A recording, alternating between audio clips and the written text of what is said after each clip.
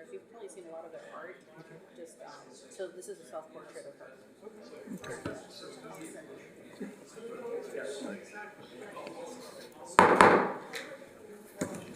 Hi, good evening, everyone. Just want to call the meeting to order for the Oxnard City Council for Tuesday, January 6th, 2026. Madam Clerk, may we have the roll call and posting of the agenda, please? Councilmember Perallo. Councilwoman Bettis. Here. Councilwoman Rodriguez. Present. Councilmember Starr. Here. Mayor Pro Tem Teran. Here. Mayor MacArthur. Here. The agenda for this meeting was posted in the kiosk at City Hall, the Oxnard Public Library, the city administrative offices, and on the city's website on Tuesday, December 23rd, 2025. Thank you. Thank you, Madam Clerk. Prior to closed session, we will take public comments on the closed session agenda. Can the city attorney please provide a statement prior to closed session? Thank you, Mayor. The City Council will recess to a closed session pursuant to Government Code Section 54956.9, Subdivision D1, to confer with its attorneys. The matter being discussed is Cerda versus County of Ventura et al. Thank you, Mr. Fisher. Madam Clerk, do we have any speakers for public comments prior to closed session? And Mayor and council members, we do not have any public speakers in person or virtually for closed session. Thank you. Thank you, Madam Clerk. The City Council will now recess to closed session, and at 5 p.m., we will begin with an appointment item, followed by a regular council meeting. Thank you.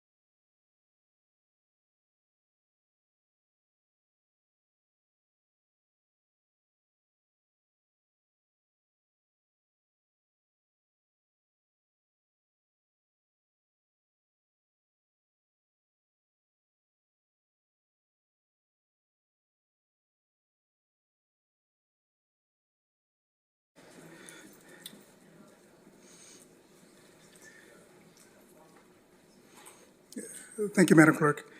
The City Council has just emerged from closed session. I'm going to ask our city attorney for any announcements to make. Thank you, Mayor. There are no announcements out of closed session.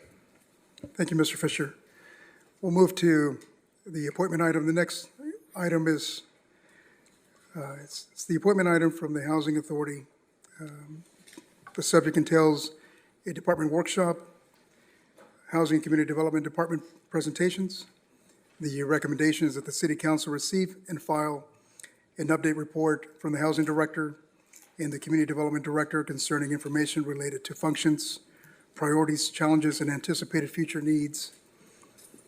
I see Ms. Brenda Lopez is here, our Housing Director, along with Mr. Jeff Pingilli, who is our Director for Community Development. Before we start, I'll ask any council members if they have any questions before we start. If not, we'll just move right into the presentation. Okay. Go ahead, Ms. Lopez.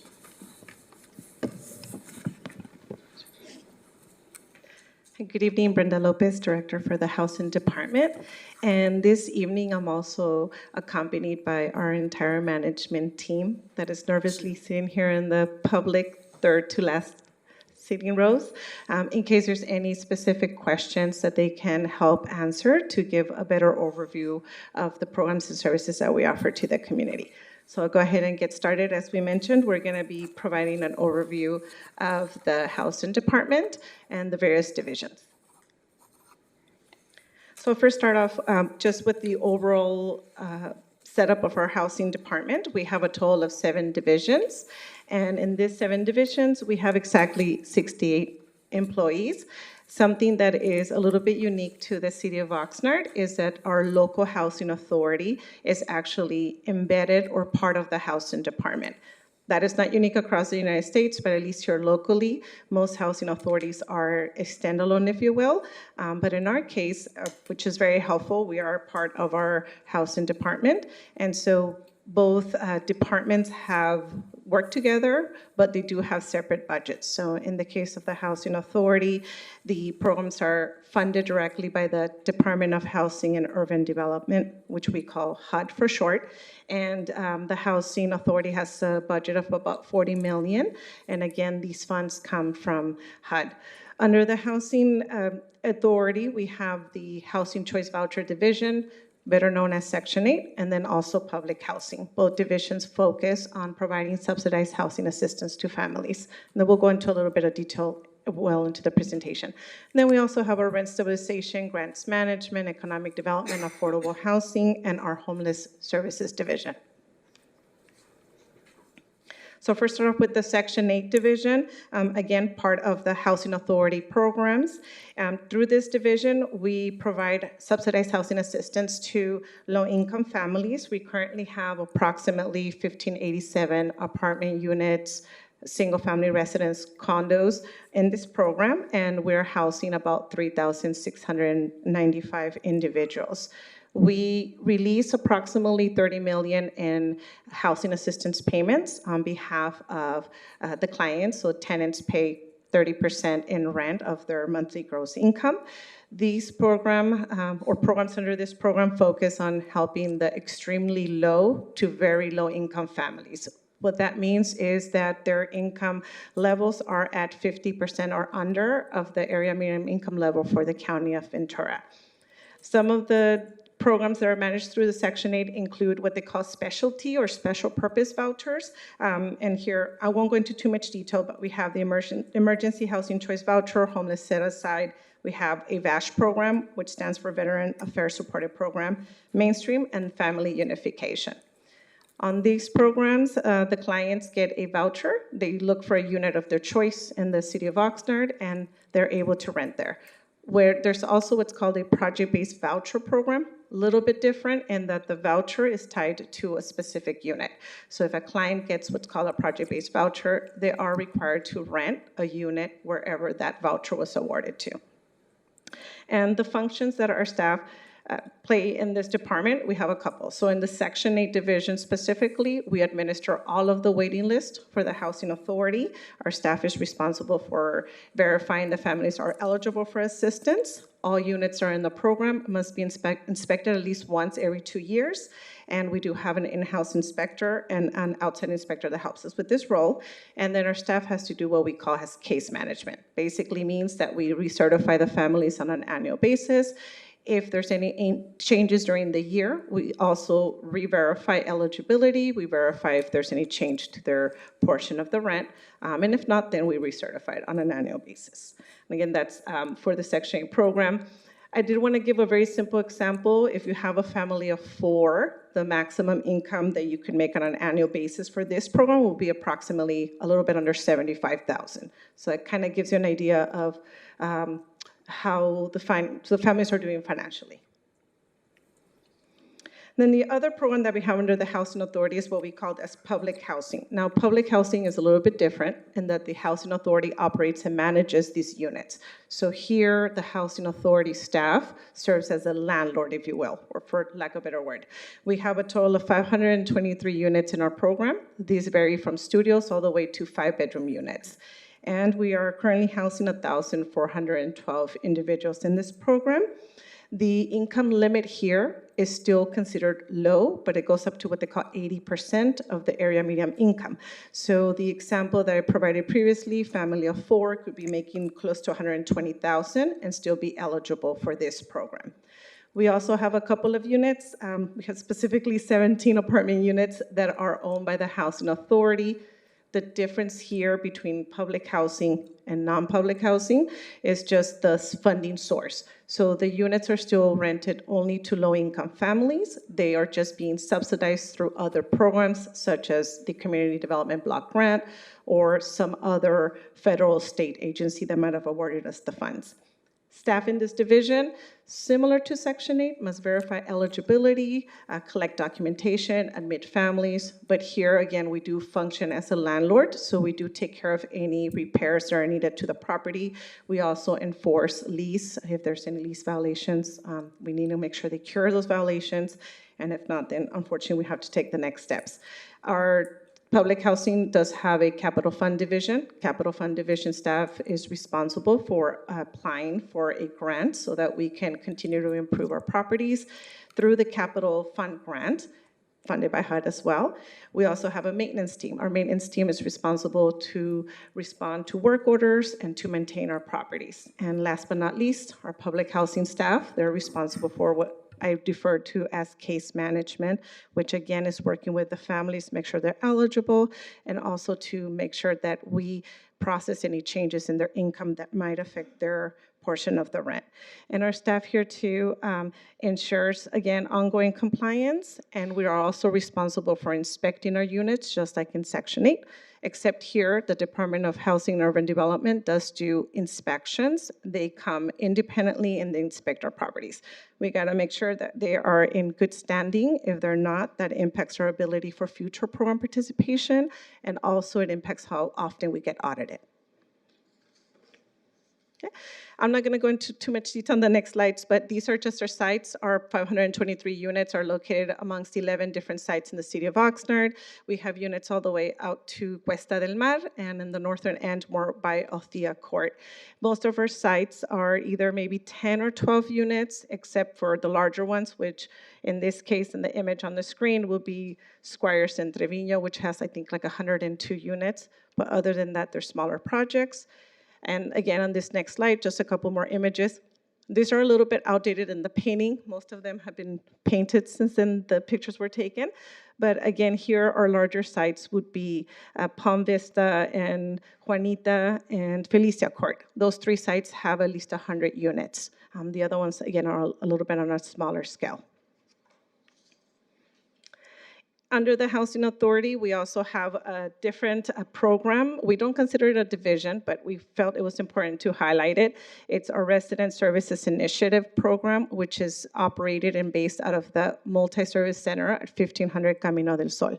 Camino del Sol, or the 1500 building is owned by the city of Oxnard, but the housing authority staff operate the building. So here we work with nonprofit or organizations that offer services to the community.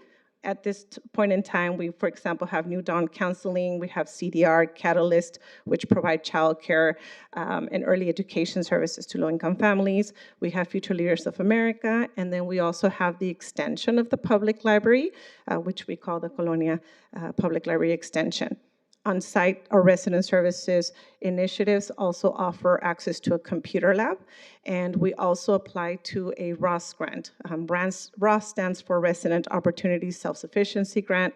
Basically, it's funding that we receive so that we can have a coordinator on site. The coordinator coordinates with various agencies to bring programs, not just to La Colonia neighborhood, they're open to all the community, but basically things such as workshops on obtaining your citizenship, getting your GED, job fairs. We also put together food share. Once a month, we have food share distribution, and we also bring other services such as helping with financial aid applications for students. We have a mural project that takes place in the back of this building, and again, all of this is through this ROS program. The coordinator, I'll go into the next slide as well, but the coordinator also works with our financial self-sufficiency coordinator for the FSS program. This slide I'll spend just a couple minutes on. It was a question that was brought before us by council in the past, and that was if we could share a little bit more information about the financial self-sufficiency program. The FSS program, for short, is offered to our public housing and our Section 8 program participants, so it is limited to them. Right now, we're at what they consider capacity. We have 126 households participating. The way this program works, it's an escrow account savings account. So basically, when a family improves their self-sufficiency, if their income increases, the rent increases, that increase in rent, instead of being put back in our operating budget, we put it aside for the family in an interest-bearing account, and we continue to hold it there. Once the family graduates from the program, then we release the funds back to them. This is typically a 5-year program. Families can improve their self-sufficiency many tools. It could be improving your credit score so that you're not subject to predatory lending. It could be consolidating your credit card debt. It could be learning about homebuyer education so you could purchase your first home. So again, financial self-sufficiency means different things to our families. So success is measured depending on their goals. Once again, they participate for about 5 years. We did pull back our data just to try to see if we could get a little bit of statistics. So we went back to 2010. Since then, we've had 96 participants that completed the entire program. We dispersed a little bit under 1.6 million to those families. And out of the 96 families that graduated, a total of 8 did purchase their first home. I personally met one of the participants. They did move out of state, but they did purchase their home free and clear. Right now with the economy, that is obviously going to be a little bit harder, but that is a goal that the family can set for themselves. Both the ROS and the FSS coordinator also co-lead a PCC committee. The PCC committee is a program coordinating committee. We have 50 agencies participating in the county. We come together once a quarter where we talk about the various programs for low-income families, and we share best practices, again, so that we can help and meet our families where they're at. So that's a little bit about that FSS program. And now we'll move over into the services provided by our Homeless Services Division. Our Homeless Services Division has 2 staff members. Again, we say small but mighty group, and some of our efforts include encampment response efforts. Again, this comes back to a grant that we received, close to $4 million from the state, where we were able to work with community partners and be able to respond to the encampments on McWayne and 5th Street. We did 2 things. One was to come in and assist individuals where they were at to get them emergency services. And then for those that were able and willing to work with us to become ready to be housed, we also then set them up in non-congregate shelter. You've heard about it as programs or as developments have come to fruition. We've been transferring them out. We had a total of 44 participants go through this program, and they have all been successfully placed at either like Casa de Carmen, Centro Terrace, or Casa Aliento. So we're very excited to have seen families be able to get back on their feet. In addition, our homeless services team also does street outreach via two efforts. Twice a month, we go out there again with community partners. We work with the Oxnard Police Department liaison to determine what areas maybe they've seen a little bit more individuals gathering around. We try to come to them and encourage them to seek services and connect them to services. We also participate in the one-stop clinic at the Salvation Army. That's once a week, and that's walk-in. So anybody who needs help is welcome to stop by and get services, whether it's connecting them to health benefits or a food pantry or emergency housing. And then also our homeless services program coordinator is responsible for the fall weather shelter. So we usually notify all of our community that the shelter is in place. We notify individuals how to seek for help. We activate the shelter whenever it's going to get below 40 degrees Fahrenheit or when we're expecting a lot of rain. So last week, I believe you guys heard us announcing we're activating our shelter. It's second activation. Usually we activate 2 to 3 times depending on how the weather does. So again, Homeless Services Division is in charge of that effort. And then, of course, we help any community or any individuals from the community who come in and seek assistance related to emergency housing. Just a quick highlight for our homeless services team. We also serve as the lead contact for the city of Oxnard. We work along the continuum of care for Ventura County in the point account. And just a little highlight that we always like to share is that in 2025, we did see a decrease in the number of unhoused individuals for the city of Oxnard, 15%. And this is the second year that we've seen a decrease. And obviously, that's not just our division, but it is thanks to all of the efforts and all the programs that we have brought forward to the community to help house individuals who are unhoused. And I'll move on to our Grants Management Division. Grants Management Division is in charge of administering the entitlement grants that the City of Oxnard receives on an annual basis. We receive 3 major grants, which are the Community Development Block Grant, or CDBG. We receive Home, and then ESG as well. These programs are all focused in different areas. CDBG, usually we fund public services or programs that improve the quality of social services available to the community. Through Home, we usually work with developers to be able to help them bridge any financial gaps when new developments are coming online for affordable housing projects. And then ESG really focuses on programs that are geared at addressing or preventing homelessness. Our grants division is responsible for monitoring the grants. We also accept applications from internal and external organizations. We review the applications. We make funding recommendations. We are responsible for monitoring any agreements and then responding back to the HCD, which is the entity that monitors these grants, on how we're doing, and if we're not able to perform, why we're not performing. And again, that's the grants management team. And then our rent stabilization division is responsible for enforcing and monitoring our ordinances that were put in place. The most recent one will be the anti-harassment, but the Just Cause Evictions and Tenant Protection Ordinance, which we refer to as Just Cause for short. We also monitor the Rent Stabilization Ordinance. What we do here is we take calls or walk-ins from the general public, questions from landlords or tenants about their rights and whether or not a proposed change in term or rent is within the ordinance that is here in the city of Oxnard. We'll review the information provided. If we identify that there's violations to our ordinance, we will work alongside our city attorney's office to determine if there are violations. If there are, then we issue citations to the landlords.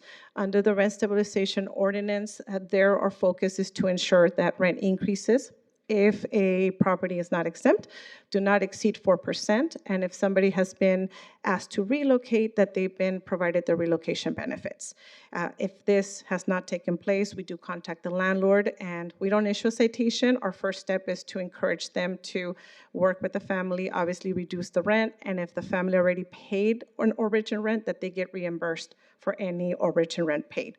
And here, just on the graph, on average right now in 2025, we did see an increase in calls and walk-ins. Please keep in mind, not all of these become a case. This could be general in nature, but at the end of the day, we do our best to either assist them or connect them with services. But we had over 2,000 calls and walk-ins related to our rent stabilization or just cause ordinance.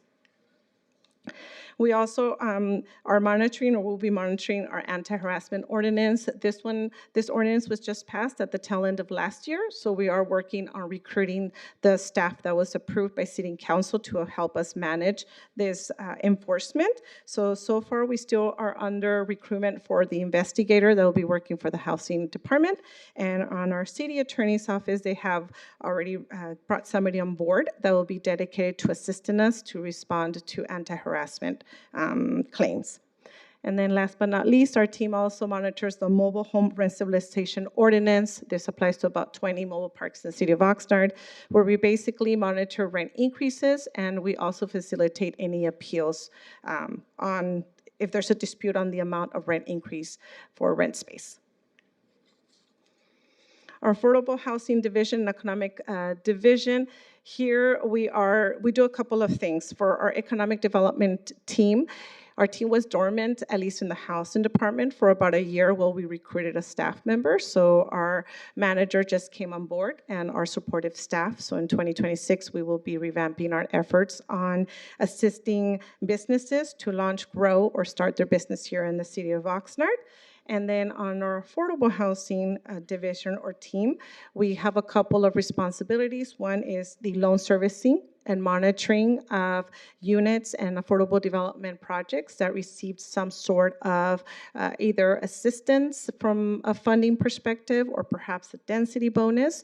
So our team will monitor, ensure that they're in compliance with any covenants or deeds or restrictions on the property. We currently have 642 units. These are owned in the community by Oxnard residents where they received some sort of assistance. This could have been to rehabilitate their property or down payment assistance. So we're responsible for monitoring those up to 30 years, depending on when they got their loan. And then we have 3,603 apartment units that we're monitoring, which are all under 47 developments in the city of Oxnard. And again, here we ensure that any deed restrictions are being abided by the developer. Just wanted to share a couple of projects that the affordable housing team assisted with via funding and helping them identify sources of funds for any gaps in their finances. In addition to that, all of these projects have project-based vouchers tied to them. How does that help us? Twofold. It obviously helps the developer to be able to bridge their financial gap. But for us in the community, it makes units available for our low-income families. Sometimes even if you get a Section 8 voucher, it doesn't guarantee that you're going to find an apartment or, that it's either that the landlord will be willing to bring down the rents or maybe that you have enough of a security deposit to be able to rent. So whenever units have a project-based voucher tied to them, it helps us because then the family usually has to jump through less hurdles to be able to secure an apartment. And so here we just have, our Ormond Beach Villas, Central Terrace, Casa Aliento, and Dolores Huerta, and Casa de Carmen. So all of these projects came online and all of them have project-based vouchers. I just wanted to put a little shameless plug here. The Choice Grant is not a division.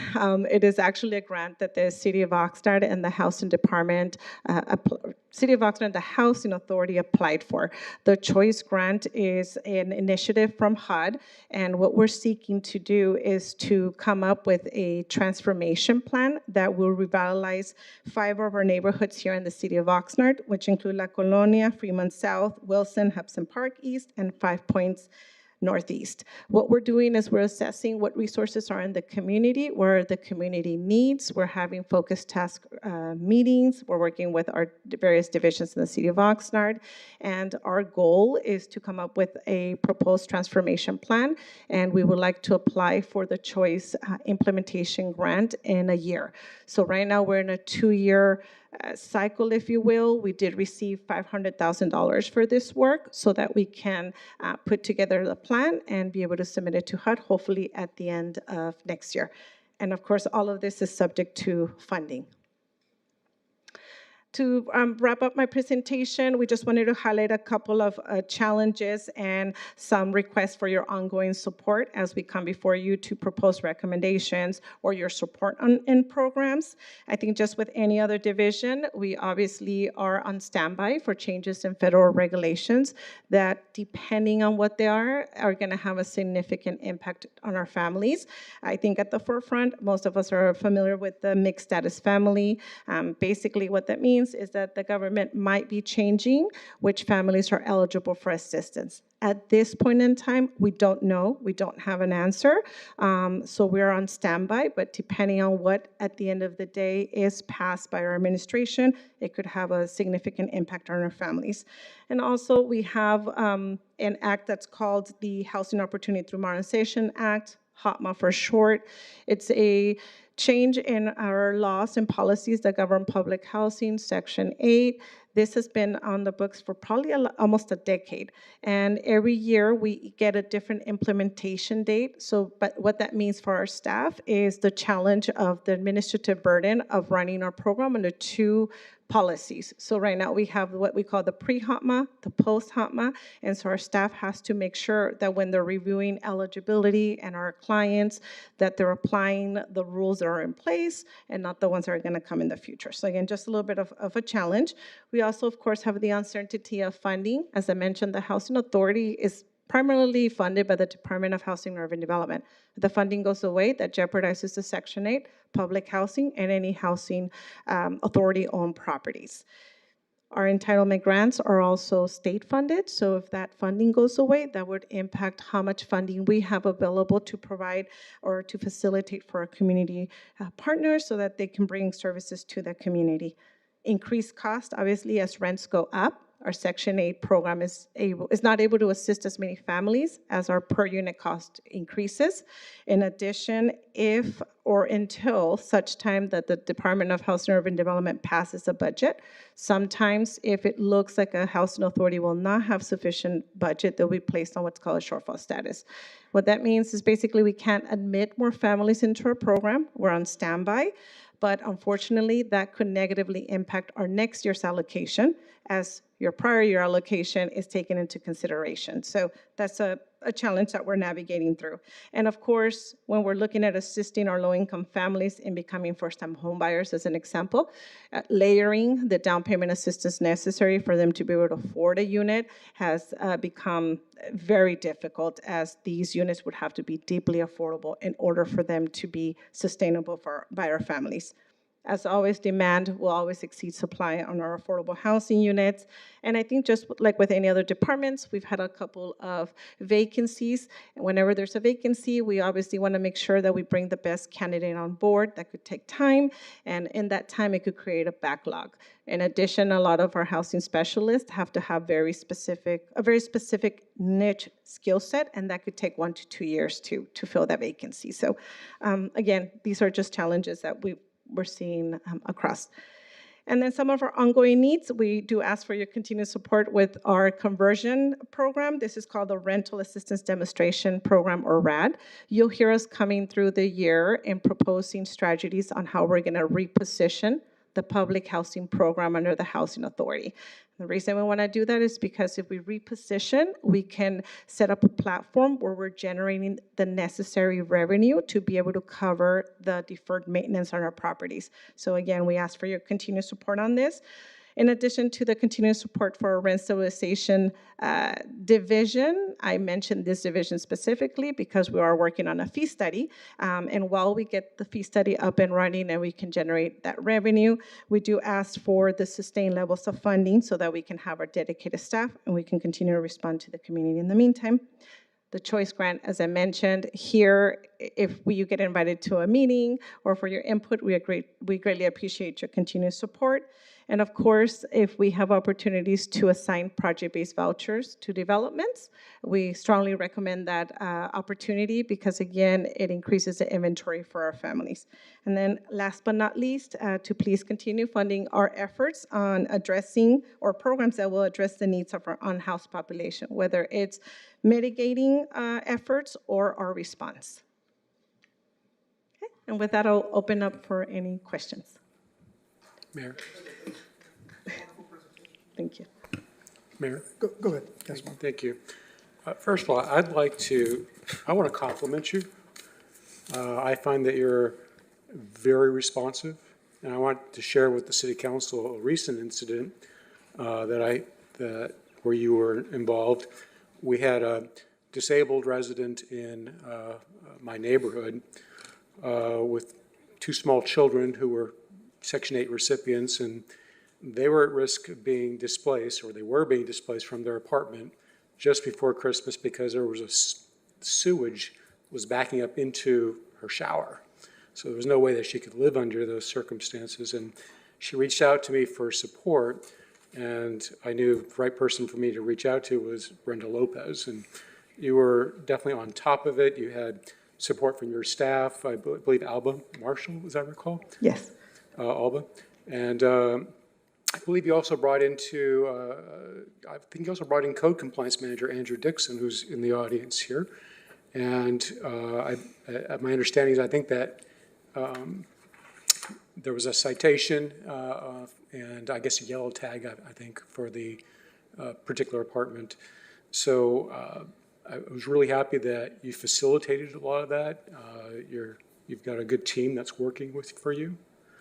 And just as an aside, I also want to acknowledge Attorney Barbara Macri-Ortiz, because you reached out to her, and she actually came to the defense of this person drafting a demand letter to the apartment managers. So that's why I wanted to start off with, just simply saying, very impressed. I do have a question about the self-sufficiency program. I want to kind of better understand that. So what happens to the money if the participants never graduate from the program? They've got all this money that's going into savings. It's there for their purposes. They're earning the interest. Maybe they're paying taxes on it. Maybe they're not. I don't know.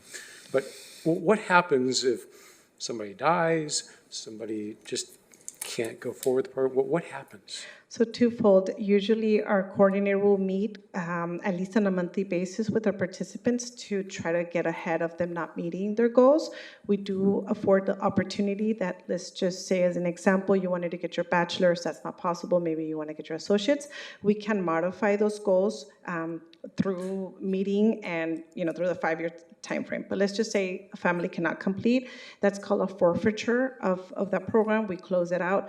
Those funds go back into a forfeiture FSS account, and they are made available for programs that will benefit the rest of the families. So it basically goes back into the pool of funding available for us to then bring more services to those families that do remain on the program. It does not go back to the family. I see. And do they have any concerns about that when they're participating in the program? Are they concerned that, hey, what if I don't make it? I've paid all this money and I'm now in worse shape than when I started? There could be, I think from my end, the perspective that I would offer is that when a family's income goes up, their portion of the rent goes up, right? And that funding goes back to the housing authority for operations. So if somebody doesn't participate in the program, their funding goes back to operations. Here, there's this little carrot, if you will, to incentivize them to try to improve. But if not, basically, we're putting the funds back where they go, back to operations. So kind of the family is treated like any other person who did not participate. Okay. And I would very much appreciate if you would take the time to introduce some members of your staff when they're here and they're doing good work for you, and I'd like them to Sure, you're seeing me smile because they're very shy and they were hoping I promised I wouldn't call them up. But we'll start here with Alba, our rent stabilization team. You can raise your hand. She's our supervisor for rent stabilization. Susana, public housing supervisor. Freddie, our superintendent for our capital improvements, public housing units. Lorraine, our brand new grants manager. Michael, our homeless services manager. And then Alex, raise your hand. Alex is our housing programs manager. Letty is our Section 8 program supervisor. Rhonda is our finance officer for the Housing Authority. And Elsa is our affordable housing manager. And right next to her, our new economic development manager. So that's our team. Wonderful. Thank you very much. Thank you. That's all I have today. Thank you, Councilmember. Go ahead, Councilwoman. Yes, I had a question specifically about the economic development. I know you said you just hired somebody, so it might be a preliminary question, but what kind of programmings are we offering for folks who wanted to, help their business launch, grow, and succeed in our community? Most definitely. So right now, we kind of like I mentioned, we've been a little bit dormant, but we did start already our workshops. So we are partnering with EDC, and not just EDC, but sometimes with Weave. So with different with different organizations that help businesses. So we're leveraging our partnership. But again, we just started. So usually what we want to do is bring, in addition to helping facilitate, connect them to the right departments in the city, we're also bringing any workshops that will help them improve their business. So depending, to give an example, we got mentioned that maybe something like in the financial QuickBooks or some sort of a software that they will find that helpful. So we're doing this through workshops, but we just had our first 3. And we're looking forward to growing this. We are also looking into finding opportunities to work on improving education and connecting or increasing the education for our community, our youth. So we have a lot of programs that we're looking at, and we look forward to initiating and getting back up and running. Okay, great. And when you say Weave, you're talking Women's Economic Development Program? Okay. Economic development, and then also our partners, because we don't do it ourselves. We leverage our partnerships. So like through nonprofit partnerships and all that? Okay, so shameless plug, but it'd be great to connect maybe with the local community college to see if there's any internship opportunities or possibilities for strengthening that. Please don't feel pressured. I was just Absolutely. thinking Thank you. out loud. Thank you. Go ahead, Councilwoman. Thank you, Director Lopez, for your presentation and for the work that your staff does. I've had the opportunity to participate in the backpack outreach as well, backpack medicine outreach, and have joined our Oxnard PD on the homeless liaison aspect, so definitely have seen firsthand just the impacts of that work. And just curious, I know one of the slides highlighted the emergency housing vouchers, and I'm curious if there's any impacts on funding for those, and just logistically the number of vouchers that are distributed for emergency housing.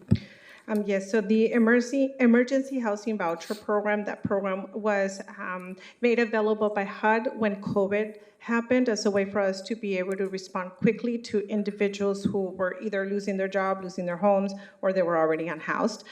So in a way to prevent individuals from congregating, spreading the virus. The EHB program was supposed to be funded for several more years, but in the later part of last year, we were notified that HUD no longer intends to fund the program. So as soon as we receive this information, our understanding is we are funded through around August, September of next year. That could change. That's the difficult thing right now, that anything can change. But we are funded through most of this year. So we are funded through either August, September of this year, depending on our per unit cost. As of right now, our plan is to continue working with the continuum of care. They've stepped in very quickly to say, let's see what programs are available. And second to this, I'll be coming before you in about a month or two with our proposed PHA plans for the Housing Authority. One of the items is a preference for the EHB families to be able to be absorbed into the Section 8 program so that we can avoid terminating them from the program. So there's a couple of things that we're doing in-house to address this potential. It sounds like they're going to terminate the funding. Again, it could change, but as of right now, that's our understanding. So we will plan to absorb the families into another program. Yeah, thank you for sharing. I think the last thing I wanted to highlight, really appreciated the work that happened regarding the anti-harassment ordinance. And I know the recruitment, as you mentioned, is underway, and just curious for the next report if we can kind of get a sense of numbers, similar to the chart that you provided for the rent stabilization. And also just curious if, as a part of that process, as we think about onboarding, if there will be an outreach and education mechanism. I oftentimes hear from community members that they're just not aware of a lot of the ordinances that we pass, and how do we get that information out so that people know where they can come and who they can call for support. Thank you for the question. And yes, most definitely, now that we have our staff in place, we've also been recreating the rent stabilization team, but our plan is to do more concentrated efforts on marketing and doing more community outreach on these services. Right now, what we do, kind of what our council member Star mentioned, as soon as we're notified of any potential relocations or tagging of properties, we immediately have staff go on site to provide education about the various programs that we have in place. But we also want to be obviously proactively letting the rest of the community know. So that is definitely on our to-do list for this coming year. Great, thank you. Any other questions at all? Go ahead, Mr. Provo. Thank you very much for the report and the time your staff's put into this. A couple of questions. On slide 3, you had, there's a title, Wait List Administration. Can you tell us how many wait lists are there for the various products that we have in the Housing Authority? Thank you for the question. We have a total of 11 wait lists that we're managing.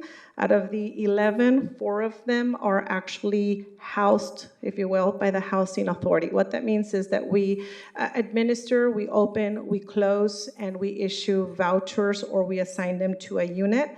And then on the other 6 waiting lists, we also administer, but it's a little bit different. And that on those 6 waiting lists, they're what they call referral based. So for example, for what we call the VASH program for veterans, the VA is responsible for referring us the clients, and we establish the waiting list based on the referrals. Or for example, Casa de Carmen, Continuum of Care establishes the ranking of the wait list.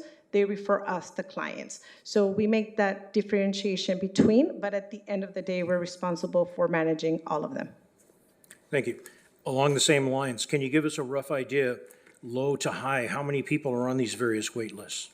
So in the 4 that we are, for lack of a better word, directly responsible for, so think of like your Section 8, your Ormond Beach Villas, public housing, and Las Cortes, we have a little bit under 1,500 applicants. But also keep in mind, some applicants have been waiting since 2013, and the other ones since 2019.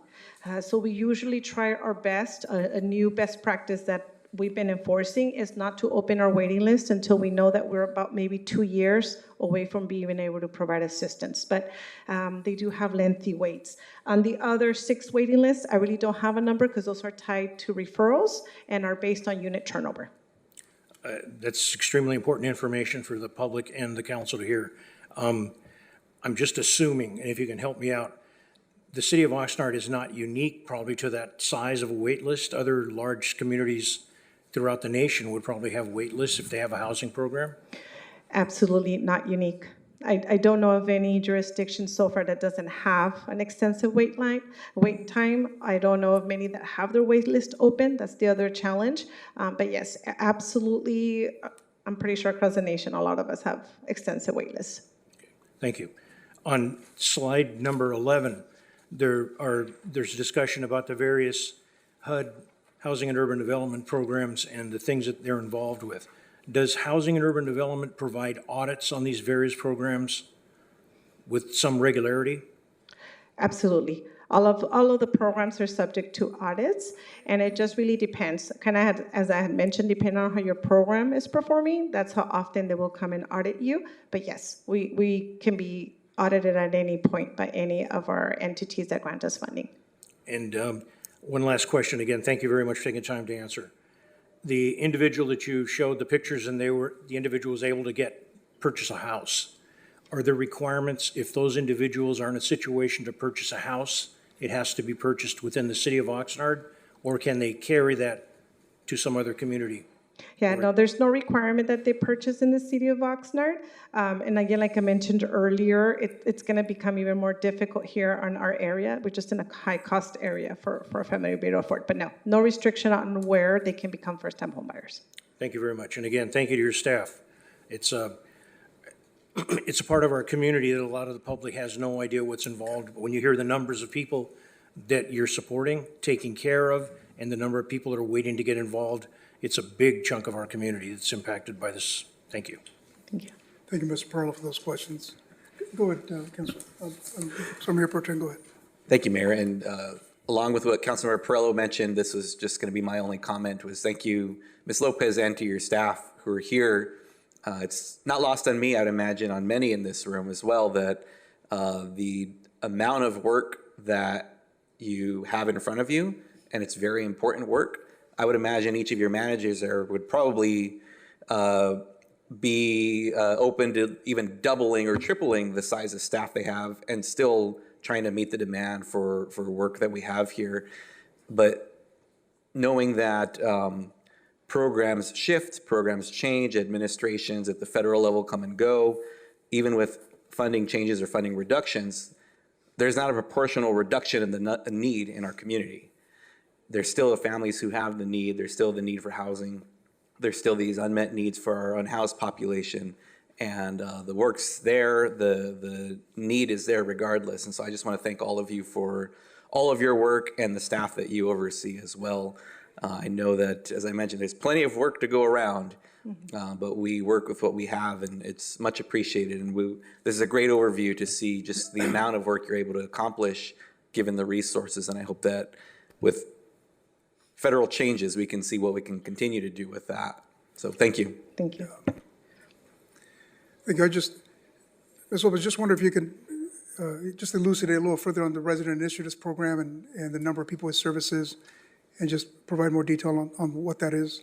On the resident initiatives program, so as I had mentioned, we have, so twofold. We do have a ROS services coordinator, so we do have a staff member that is dedicated to putting programs together.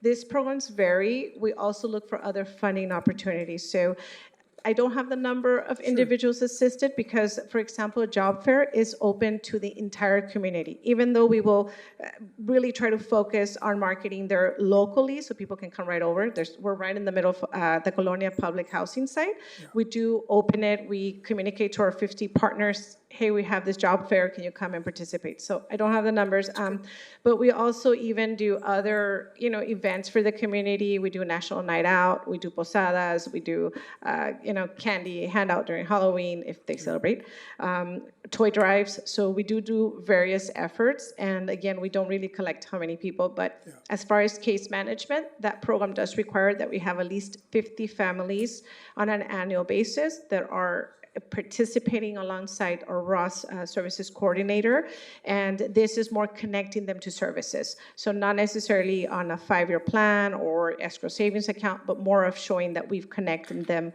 to whatever resources they needed. So we do have to show outcomes for the fund, for the grant, but I wouldn't have the numbers on that community. That's okay. And it was just so our public can hear, because I'm certainly a staunch supporter of the relationship we have with our housing authority. And to echo what the council member said about your leadership, and I think it was the greatest appointment we made through Alex in appointing you. I think the way you're leading that department is wonderful. I see a lot of familiar faces with Freddie and others that are, Susanna, I see her back there, but I think you got the right people doing that kind of a job. Certainly, I think we get that providing assistance for housing to our community, it's such an important role in all the positive outcomes that come from offering housing to our most in need, with educational outcomes and health, and over-resourcing or resourcing appropriately certain neighborhoods. And that's where my question with resident initiatives, bringing people together.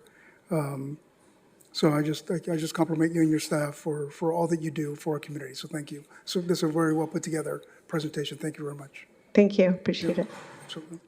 If there are no other questions, Madam Clerk, are there any public speakers on this presentation? Mayor and council members, we do not have any public speakers in person or virtually for this item. Thank you. Thank you very much. Okay. Thank you. Thank you. Thank you, Ms. Lopez.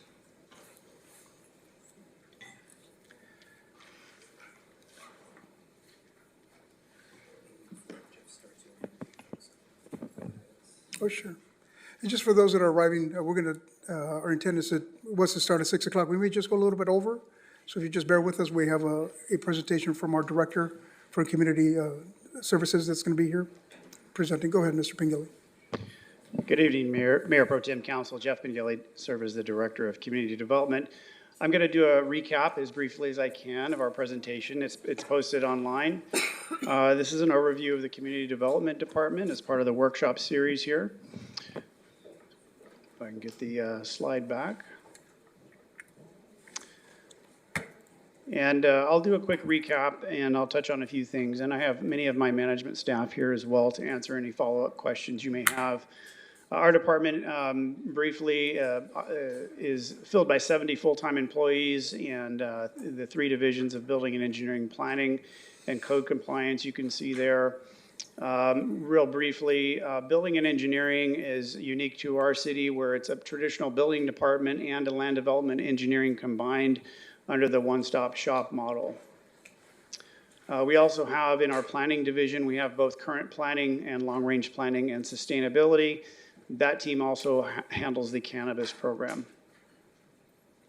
And we have our code compliance division, supporting quality of life, and the other divisions support quality of life, economic development, infrastructure, and natural resources.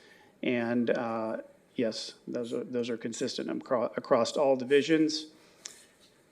How we serve the community, we'll touch briefly on each of the major functions and divisions. Long-range planning and sustainability does a lot of work more behind the scenes. Most people think of our department as permitting, dealing with entitlement, CEQA, inspections, et cetera. And we do that, and we'll talk about that. But our long-range planning team looks forward and deals with projects like the Climate Action and Adaptation Plan, the Local Coastal Program, the General Plan Update, Housing Element Update, Commercial Cannabis Business Program, and I inadvertently left off this list a very important project to the city, the Ormond Beach Restoration and Access Program. Our sustainability team spends a lot of staff time working on that. A couple of projects to touch on, the South Oxnard Connect. It's a grant-funded development of a transit-oriented specific plan, specifically in South Oxnard. The sustainability team worked hard to pull together that grant and to tailor it to fit this specific neighborhood. The local coastal program I mentioned before, that's a 3-year work effort, and it is a subset of the general plan update, but it's a big work effort, a lot of community outreach, and we'll have more back in front of council on that later this year. I mentioned the Climate Action and Adaptation Plan. Again, for the community's awareness, that was adopted by council in 2022. And that's to be consistent with state laws regarding greenhouse gas emissions, of course. And one of the components of that is the EV charging program. And we have just released, I believe this week, an RFP for an EV charging vendor based on a franchise agreement model, and we'll be bringing that back in front of council when a vendor is selected. And I mentioned the commercial cannabis business program, and again, that's been in operation since 2022, and just the business tax revenue from that has been about $5.5 million to date. Code compliance, again, how we serve the community. They deal with quality of life issues, substandard housing, unpermitted construction, short-term rentals, graffiti, illegal dumping, all those things that can bring down a quality of life in a neighborhood and other parts of the city, even our commercial and industrial districts. This is a photo of a substandard housing condition, obviously, from Oxnard. Current planning, building, and engineering, talking about how we serve the community. These divisions work together and enact state laws and ensure that construction is compliant to our city codes and standards.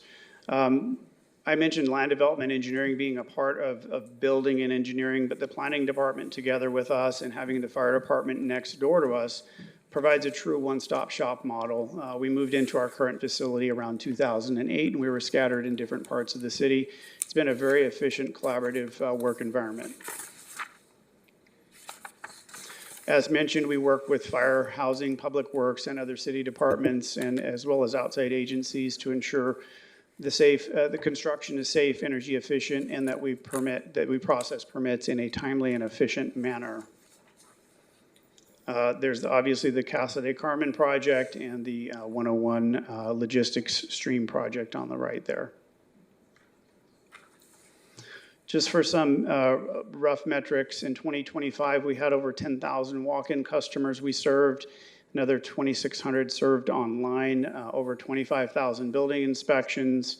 Currently, we have approximately 1,600 housing units under construction and another 1,800 in the permitting process. Regardless of the size of the project, whether it's an ADU or a patio cover or a hotel or a large project, our goal is to treat all of our customers with respect and serve them each efficiently.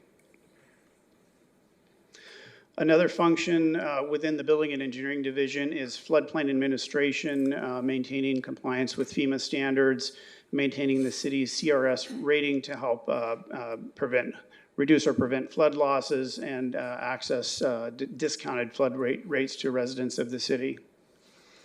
You'll see the photo on the left in Oxnard Shores from the more modern homes built up on concrete piles to avoid wave impact flood damage. And the photo on the right is the flood gate being built as part of the SCR 3 levee project on Ventura Road.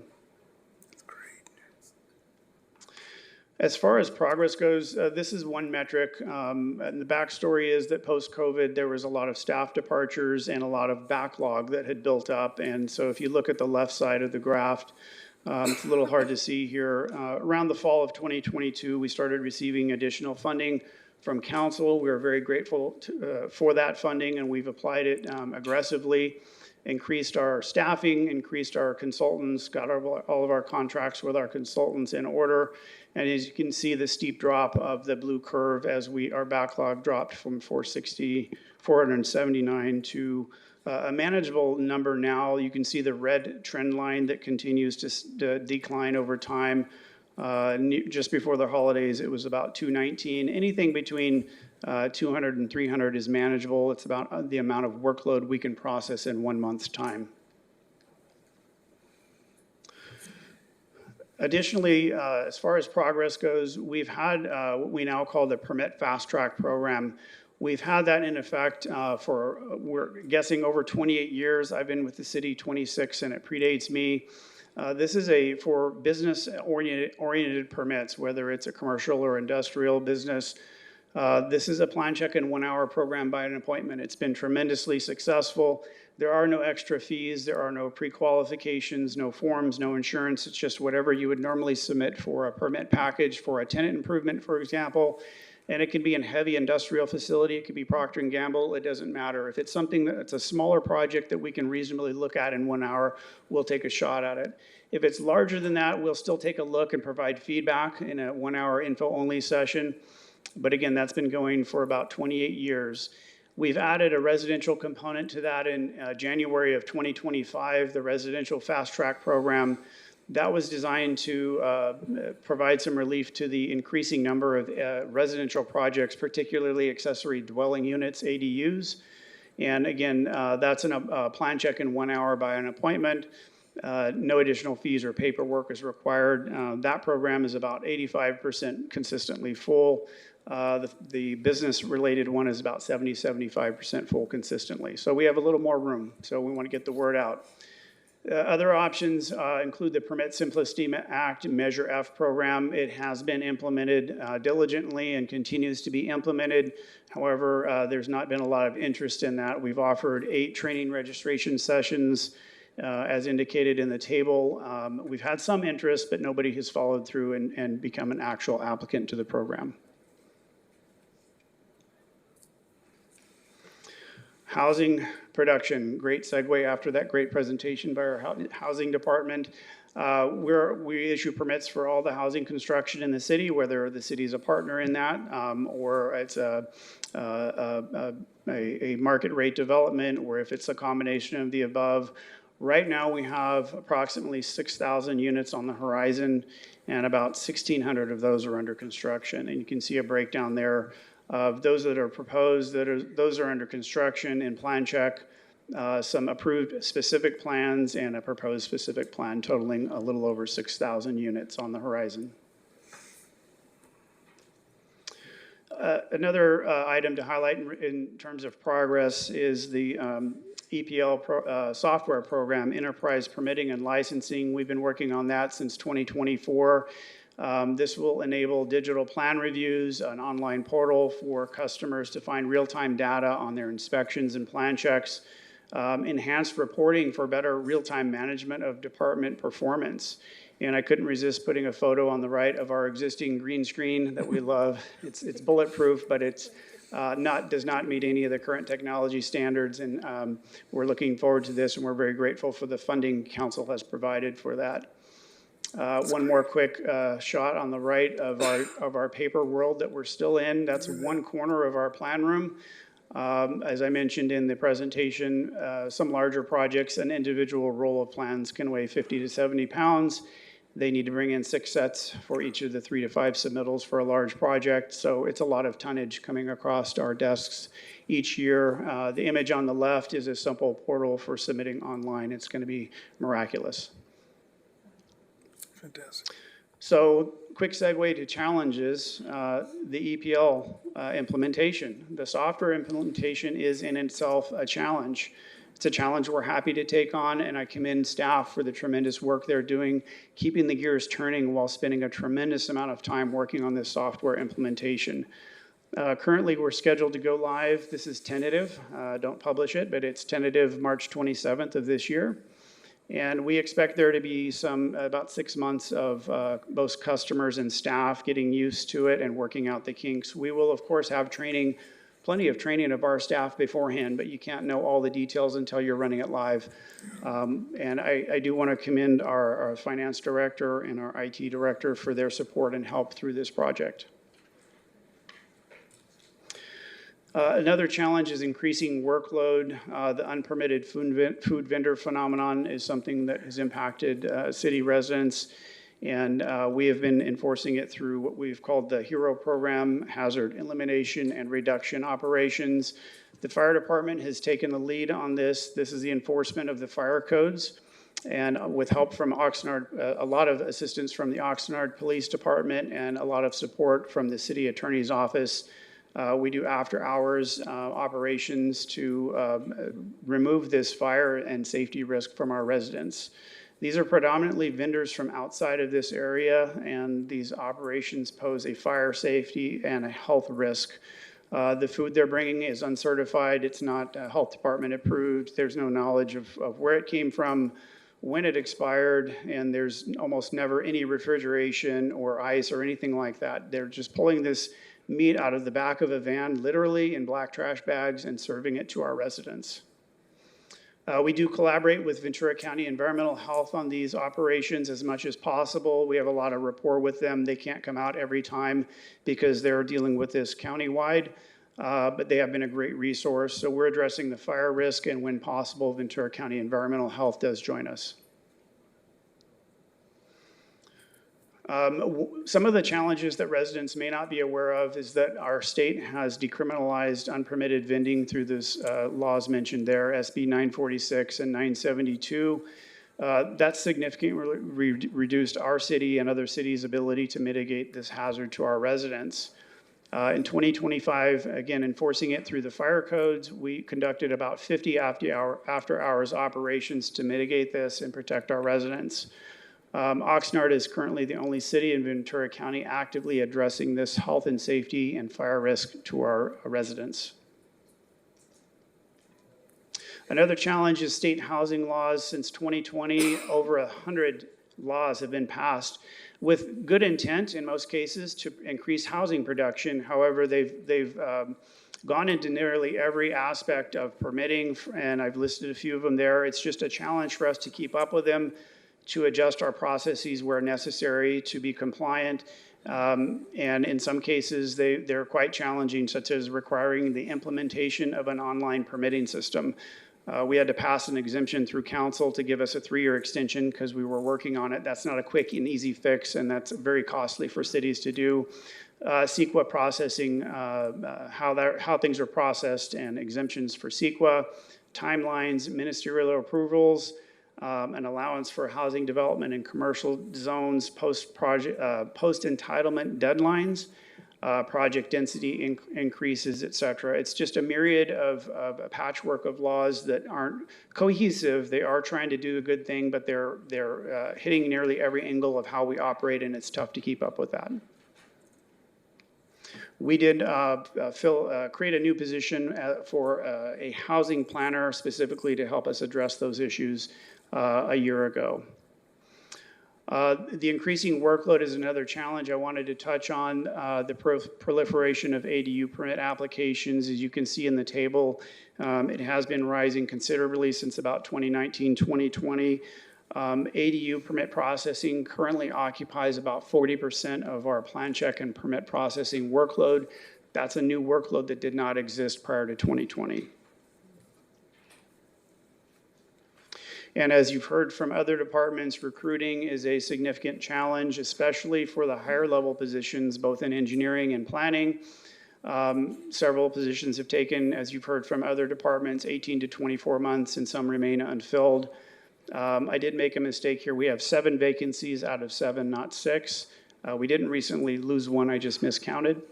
But the good news is, by way of comparison, there was a point in time where we had only 3 of 11 current planning positions filled. Now that's reversed. We have only 3 vacancies out of 11. And at another point in time, we had only 1 out of 4 of our building plan check engineering positions filled, and currently those are all filled. But recruiting is a challenge. We're utilizing recruiting firms. We're working with HR to look at salary ranges to make sure we're competitive, especially with other local cities. Over the next 3 years, the overall challenge is how to implement our new permitting software while we're very busy and to keep the gears turning and not impact our customers. That's one of the big challenges. Continuing to address changes in workload, as mentioned, the increasing number of ADU projects, ever-changing state laws, and also the unpermitted food vendor activity. I will say on the unpermitted food vendor activity, when we started with the fire department and police department and our after-hours operations under the HERO program, there were about 35 regular setups around town. Quickly, within a few months and at a steady state since then, there's about 3 regulars that set up. And again, they're predominantly, almost universally from out of town. And we'll continue to work closely with HR in filling those vacancies, and particularly for those challenging higher level positions. The other part of that is make sure we retain our existing employees. So we make a lot of effort to hire a good quality staff that can not only work with the public, but work with each other internally as well. And we try to be as supportive of them as we can. That concludes this presentation, and again, I'm here along with many of our management staff to answer any questions you may have. Thank you. Any council members have any questions of staff on this item? Okay. Go ahead, Mr. Perla. Comments. Thank you very much for the presentation. First off, the very beginning slides, I give you credit for putting on their vacancies in red letters, but we didn't get a chance to spend a lot of time there. We're trying to pick up the pace. I very much appreciate the fact that you're trying to fill all these slots, because I'm going to give you one that's an uncomfortable question, but I get it all the time. You mentioned the term that you operate and you try to be timely and efficient in a timely and efficient manner. And I continually get people regurgitating, I want to use that word again, regurgitating the same stories that somebody had a problem getting something done, getting something taken care of. Can you give us an example of situations where there are delays based on the people returning the paperwork to you or taking the time to get back to you, where it's not your department or your staff's problem or fault? Yes, Councilmember Perlo, happy to answer that question. And first of all, I want to say, if we make a mistake, we don't want to make excuses. We want to know about it, and we want to try to make things right for that specific project. In many cases, however, there's a lack of communication between the design team that's actually submitting the plans to us. They are the applicant, and the project owner or the property owner. So usually there's let's just say it's easy to blame the city without other information. And usually when we get all the parties together, the owner, the person preparing the plans, and our staff, and we explain what's been going on, how many times it's gone back and forth that maybe that owner wasn't aware of, or how long it took between submittals, that's when the light bulb goes on and they realize we're here working with them to solve the process. You've heard claims of hundreds of days of a project being delayed when it's not in our possession. And, we can only just wait for the project to come back in and treat it efficiently when it gets in. But we cannot go compel people to manage their own contractors, vendors, consultants, architects. The projects have to be submitted back to us. However, like I said, if we make a mistake, we want to know about it, and we'll see what we can do to shortcut things on the next cycle and make them whole on the project in total. Thank you very much, and thank you for taking the time to explain that to the public. Unfortunately, a lot of people don't get that message, no matter how many times they're told. I want to thank the code enforcement. They mentioned the safety, the food vendors. We could show possibly pictures of the damage and the extensive burns that were done to a person with the food vending because of accidents and unprohibited actions taking place. And in the past, there has been mention about specific, as you mentioned several times tonight, the people running these things are from out of the area. Basically, it's a big business. They have business sites in this city, Ventura, and other places, raking in over 6 figures on these situations. We're doing the best we can, but a compliment, you're the only city, this is the only city that's taking an action to do that stuff. It's a credit to you, to the council and management for supporting you and doing that. Thank you very much. Credit to code compliance, the fire department, and the police department. They're the ones doing the yes. heavy lifting. Yes, thank you. That's all I have. Thank you, Councilmember. Any other questions? I'm just excited that we're moving to be that much more efficient, right, with the implementation here. Hopefully, I know you said don't stay till March 27th, but we're going in that direction. So, and I know that I see a couple of your staff members here that have been excellent when there's been issues that have been brought up. They've been very attentive and responsive to members of our community. And I think people quickly realize that we're here to be great partners. And I know you've got a huge department and code compliance. I thank you for taking those operations on with the police and fire, looking ahead to take the initiative to protect members of our community. So I'm thankful for the efforts. Thank you. Yeah, go ahead, Mayor Pro Tem. Thank you. And I just wanted to follow up on that as well and thank your team, Mr. Pengilly. They're a great team. I've had the privilege to work with each of them in a different capacity or in different projects over the last couple of years. And I just thank them for the work that they do. Similar to what I said for housing, there's a lot of work and only a few people to do it. And at this level that your team here, who is here tonight, knows, the conversations we've had and the workload that they have, there's just so much to do. And you have the great team who's able to do that. And I tip my hat to them because it is a lot given the resources that cities like Oxnard have. And so I want to thank all of you for your work and always being willing to step up and see how we can be solutions oriented in addressing the issues we face. So thank you all, and thank you, Mr. Pengilly. Appreciate it. Yeah, go ahead, Councilwoman. Yes, I also want to take an opportunity. I know that I had a conversation, especially during the holiday season, Candy Cane Lane and code enforcement, like there was a lot going on. So I know Andy's in the audience and maybe he could share a little bit about, shine light on some of the issues that were brought up. I know that there's health concerns, that there's safety concerns, and I know code compliance was trying to do their job and go out there. I know next year we'll do better, but I would like to just shine some light because I know that you all get the heat of a lot of things, and there's a lot of progress happening, and I see a lot of the work happening here, but I would really like to address that because a lot of folks called me about that specific season, and I know that the same weekend there was an incident with something blowing up or just fire out of control. So can you just share a little bit? I know there was, you alluded to something up in terms of the state of California laws changing and really limiting our ability to do much. So we'll do better, but I wanted to see if we could have a little bit of information for the general public who's concerned about that. Be happy to have Andy speak on that. I do want to add that at that same time, we had an irregular event that occurs at Our Lady of Guadalupe Church in Colonia. And the year prior, vendors overran that event. They took up every parking space surrounding it. There was over 50 vendors. This year, we pre-planned and we deployed a lot of staff, code compliance, police, and I believe fire as well, deployed there in advance with a plan of action, and it was a tremendous success. That was going on at the same time as some of the Candy Cane Lane, but I'll let Andy explain further. Thank you. Good evening, members of the council. Andrew Dixon, Co-Compliance Manager. Yes, we did have issues with some of the out-of-town hot dog vendors coming in, trying to overrun our Candy Cane Christmas Tree Lane. We were out several nights in the initial weeks leading up to it. There was an incident involving some community activists that basically was threatening to our staff. And I made the determination that in the spirit of the holidays, with the threats that were made and the tone of it, of what they had promised to do, it was not the best thing to have our staff out there and subjected to the abuse. We also were out on the Day of the Virgin at Guadalupe Church. It was a great success.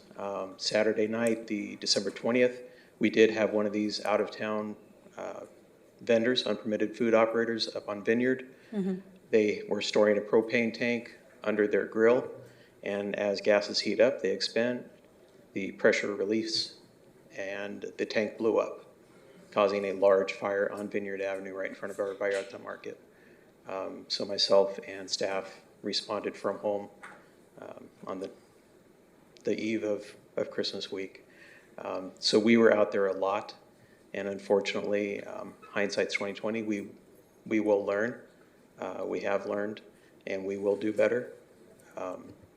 As Director Pingilli stated, Guadalupe Church last year, 50 vendors. This year, the church sold out, and it was an overwhelming success, generating the profits for our community, for our church that serves our community.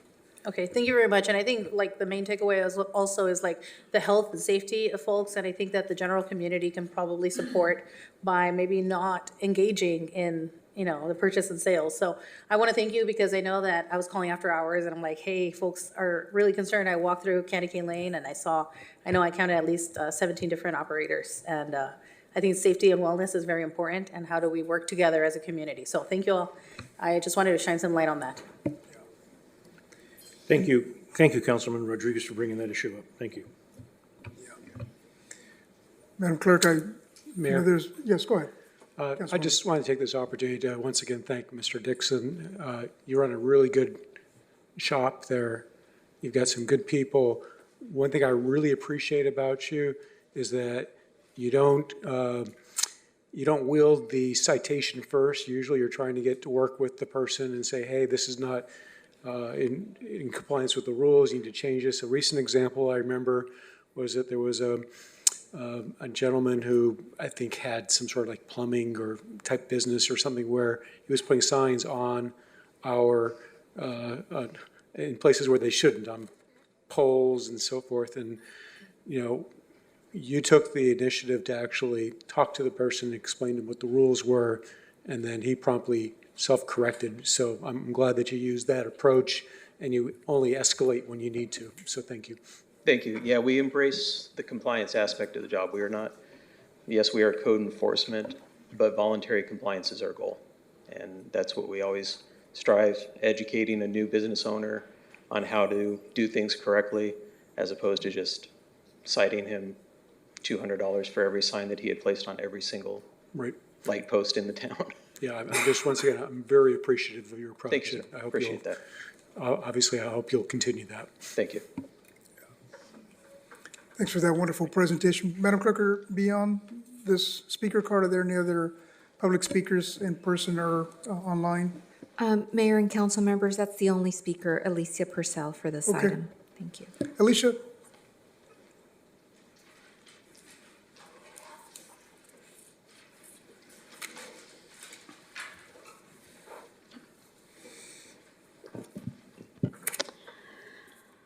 So in spite of reports of progress, it still takes way too long in this city to get a permit. It is a frequent complaint from residents, not just one. Many people in the building industry have told us that they just won't take jobs in Oxnard because it's just too difficult. The permit process nearly drove Amazon away from opening in Oxnard.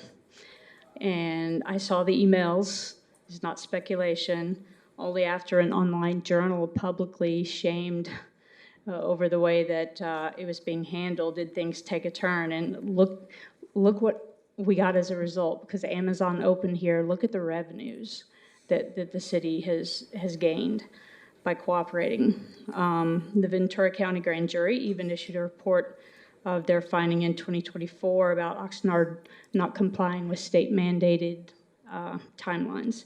So, the fact that it got worse around COVID and has somewhat improved from that level doesn't necessarily mean that the system works well. That's the reason that we qualified the Permit Simplicity Program for the ballot, and voters adopted it. Even before we collected signatures for that program, we took the draft language to the city manager, and we gave him an opportunity to say, hey, if voters were to adopt a measure like this, it'd be better if you made this change. But instead, Mr. Nguyen told us that he knew there was a problem, but he was going to fix it himself. He didn't want anything to do with it. He opposed our measure. He told us he would use all his resources to fight it. And that's what he did. Other than Aaron, council members are generally unaware of how it's been going. Even after voters adopted it, it took a long time for anything to happen towards implementation. Website was not easy to find. It was difficult for an interested person to even sign up for the training.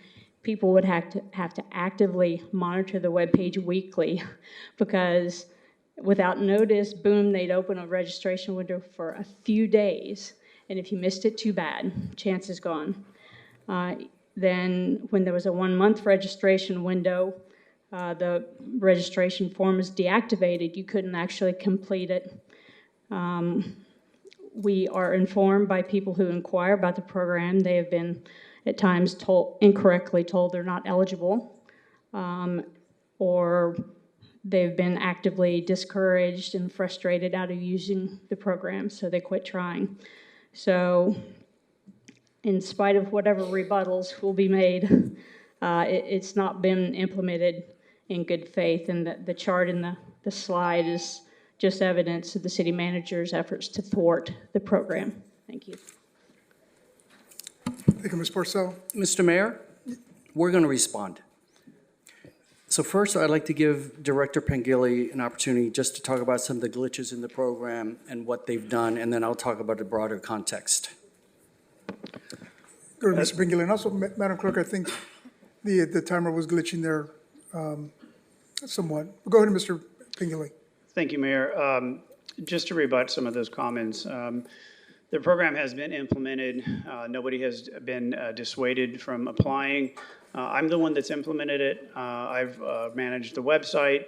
When we were notified one time that the form wasn't taking applications, we turned the form back on and extended it for another month, and in fact, it's on continuously now. The applicants that were interested, I contacted each one of them. Those that failed to respond after my attempts to contact them dropped off the list. Nobody was dissuaded. In fact, I had conversations with people late this calendar year 2025 who seemed to be interested, a fish on the line potentially, and I had extensive conversations with them. One of the big detriments this year is that the program mandates that you renew your certification every time the codes change, and they're changing effectively at this calendar year. So we might have a few applicants, but again, when people look at the merits of the program, it doesn't help them. It reverses the order of plan check versus permits. It doesn't save them any significant time. It doesn't save them money. It's a 12-page document that of regulations that calls itself Permit Simplicity, where you have a laundry list of forms and requirements where you could just submit an application and go through the process. I can talk about, again, our turnaround times are comparable to Thousand Oaks and Ventura. The unnamed persons that are saying that things are not working well, come and have a conversation with me. I deal with the customers on a daily basis. Let's have a real conversation. You know, bad news travels around the world 3 times before good news crosses the street, is the old saying.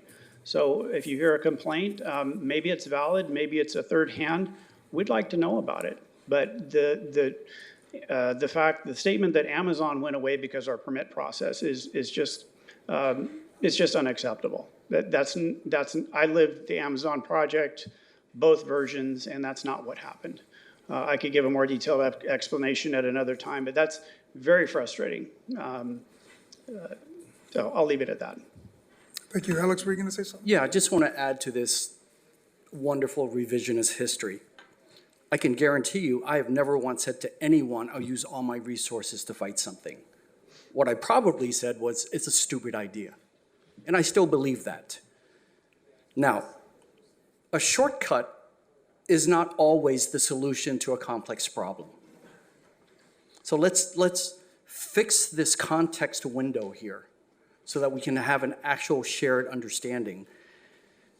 Now, the Amazon thing was fascinating, but Mr. Pengilly's correct, had nothing to do with permitting, right? A lot of that did precede my time, but I did reach out to Amazon and we were able to get them back to the table, and the outcome is what it is. But enough of this revisionist history and quoting people out of thin air. Just deal with the facts as they are. One other thing I want to, speaking of a context window, because, and it's not just Oxnard, this department in every city, especially when it comes to regulations and permitting and code compliance, always gets blamed for everything. But let me just share with you that the primary reasons that we do these things are not to frustrate our residents or our businesses. Primarily, it's about safety. When you look at the Christchurch earthquake, 2011, 100,000 buildings damaged, 10,000 of those buildings had to be demolished. Imagine something like that here. But what happened in Christchurch afterwards? They looked towards our building codes to figure things out for a better future. Last year, the high-rise fire in Hong Kong, a lot of deaths. What did they do immediately? They started arresting people, including engineers and building officials, who didn't do their due diligence in approving permits. Now, that came out rather rapidly, so I don't know what the outcomes of that are and what really happened. I'm not sure we would find out on our end of the globe. The New Year's Eve fire recently, this New Year's Eve in Switzerland, what's the headline story today? No inspections. So just remember, this is about safety. We do the best we can, but it's all wrapped around safety. Thank you. Thank you, Alex. Any other comments? Mr. Parlow, go ahead. I'd like to address something. When I made my first comments with respect to the presentation that was just made by Mr. Pengilly, and now after we've had a member of the public speak, I know that member of the public was introduced by her husband, a sitting council member, as recently passing the bar, making her an attorney. And I know that I don't have the ability to retape and go back and listen to exactly what she said, quote, exactly what she said, but she used the term, "We have heard, we have been informed." That's called hearsay. And I did say the first time that I mentioned the comments that I continue, and I said it twice, here regurgitated comments with respect to our city not doing a good job with the code enforcement, permits, timelines, everything else. The most recent time was at the Christmas tree lighting. I heard somebody in the audience right now tell me about the problems that they're having, and everyone else is having the same problem. Well, when you see the numbers that are put up on the board about construction going on in the city, it must not be everyone else is having the same problem. In some communities, it's not what you know, it's who you know. If some people don't want to work in the city of Oxnard or do business in the city of Oxnard because they can't get something specially done for them, I wish them well some other city. I don't want something that you know somebody so you get a special favor. Usually special favors come with considerations. And the considerations are that somebody gets shortchanged, and the person that gets shortchanged is a member of the public. And this whole process of the repeated statements that are made, we have heard, we understand, businesses don't want to operate in Oxnard. When you have facts and evidence, something that someone should learn in law school, I think the first day, it's important. Bring the facts and evidence. Otherwise, someone will come to us, like I am, come to an opinion that there's a degree of untruth in what you're saying. Thank you very much, Mayor. Thank you, Mr. Perlow. There are no other questions or comments. Oh, yeah, go ahead, Mayor Pro Tem. Thank you. I'll just be brief on this. I was just taking this all in, and I'll just say I've been following Measure F since getting on the council, and I appreciate Mr. Pengilly keeping me updated when I ask for each session and how many inquiries there were and how many applications there were. And you saw on the board earlier, on the table, 0 applications in all of the 8 sessions that have occurred since implementation. So the voters may have approved it, but it appears to me that professionals have rejected it. I don't know what else to say, because on February 13th, 2023, the Moving Oxnard Forward blog sent out a blog post and probably emailed untold number of professionals as well about the Permit Simplicity program, about Measure F. If you look at the table in the public documents for this meeting, the February 2023 session had 28 inquiries, far more than any of the others. I'd imagine those are people who received the blog post or an email, and there were still 0 applications. So does that mean 28 people were somehow dissuaded from applying or told they weren't eligible? Does that mean those 28 people unnamed people who said, oh, I was told I wasn't eligible, if they were told like, oh no, that's incorrect, you're eligible, they still chose not to come back and still have not applied? I mean, I'll just say candidly, it's okay to fail. This thing, if it's failed, it's all right to admit that. We get lessons in failure. Failing at something is okay. I think everybody in this dais, everybody in this room has failed at something before. There's nothing wrong with that. It's a humbling experience. We learn from it, we move forward. So what shows me that this program is not working is the fact that professionals have viewed it, have inquired, 0 have gone forward with it. And I could just as easily sit up here and say, I've spoken to professionals who said, I would never do something like that. That makes 0 sense for me as a professional to participate in that program. So anyhow, those are my comments. I appreciate the opportunity to speak on this. Thank you, Mayor. We'll go to, Mr. Mayor, you mind if I just go to a couple speakers and we'll back to you, Councilmember? if there are. We'll take Mr. Greg Runyon, and Mr. Stein, you'll follow Mr. Runyon, and then Victor. And after Victor, we have Angela Whitecomb. Good evening, Council. No Gatorade, no bananas today, so hopefully I'll stay awake. I know you are. I appreciate it. I'll probably slip on it, on the peel. I wasn't going to say anything, and I came a little late, but I get what we start arguing about permits and we start arguing about the technicalities and things like that. I actually got up because I wanted to point out, as you guys were complimenting Andy, and I've known Andy a long time. His sister was part of a Special Olympics group. We bowled together. He helped me in cleaning up a church property we had when we were trying to help some homeless folks. And one of the individuals was vile to him, said some things that were completely and totally inappropriate. And I went and I told Andy, I said, I'm so sorry. And he said, Greg, when you're trying to help people that need help, you need to remember that they need help. I think sometimes when we talk about technicalities and things, and when we begin to look for gotcha moments, we forget to thank the people that are working through gotcha moments. It would have been very easy for Andy to say, you know what? Forget it. We're not going to give you any extra time. We're not going to do this. You need to do this because this guy disrespected me and this guy did that. He didn't play politics. He didn't play personalities. He did it the right way. And when you see something like that, it's kind of sad in a way because we were at kind of a high point and then it came crashing down. So I'd like to see us get up to that high point of, I'm not an engineer, I don't know about permits, I'm not a construction guy, but I do know how to treat people. And my fear is that there's people that may not want to come to Oxnard because they don't like the people.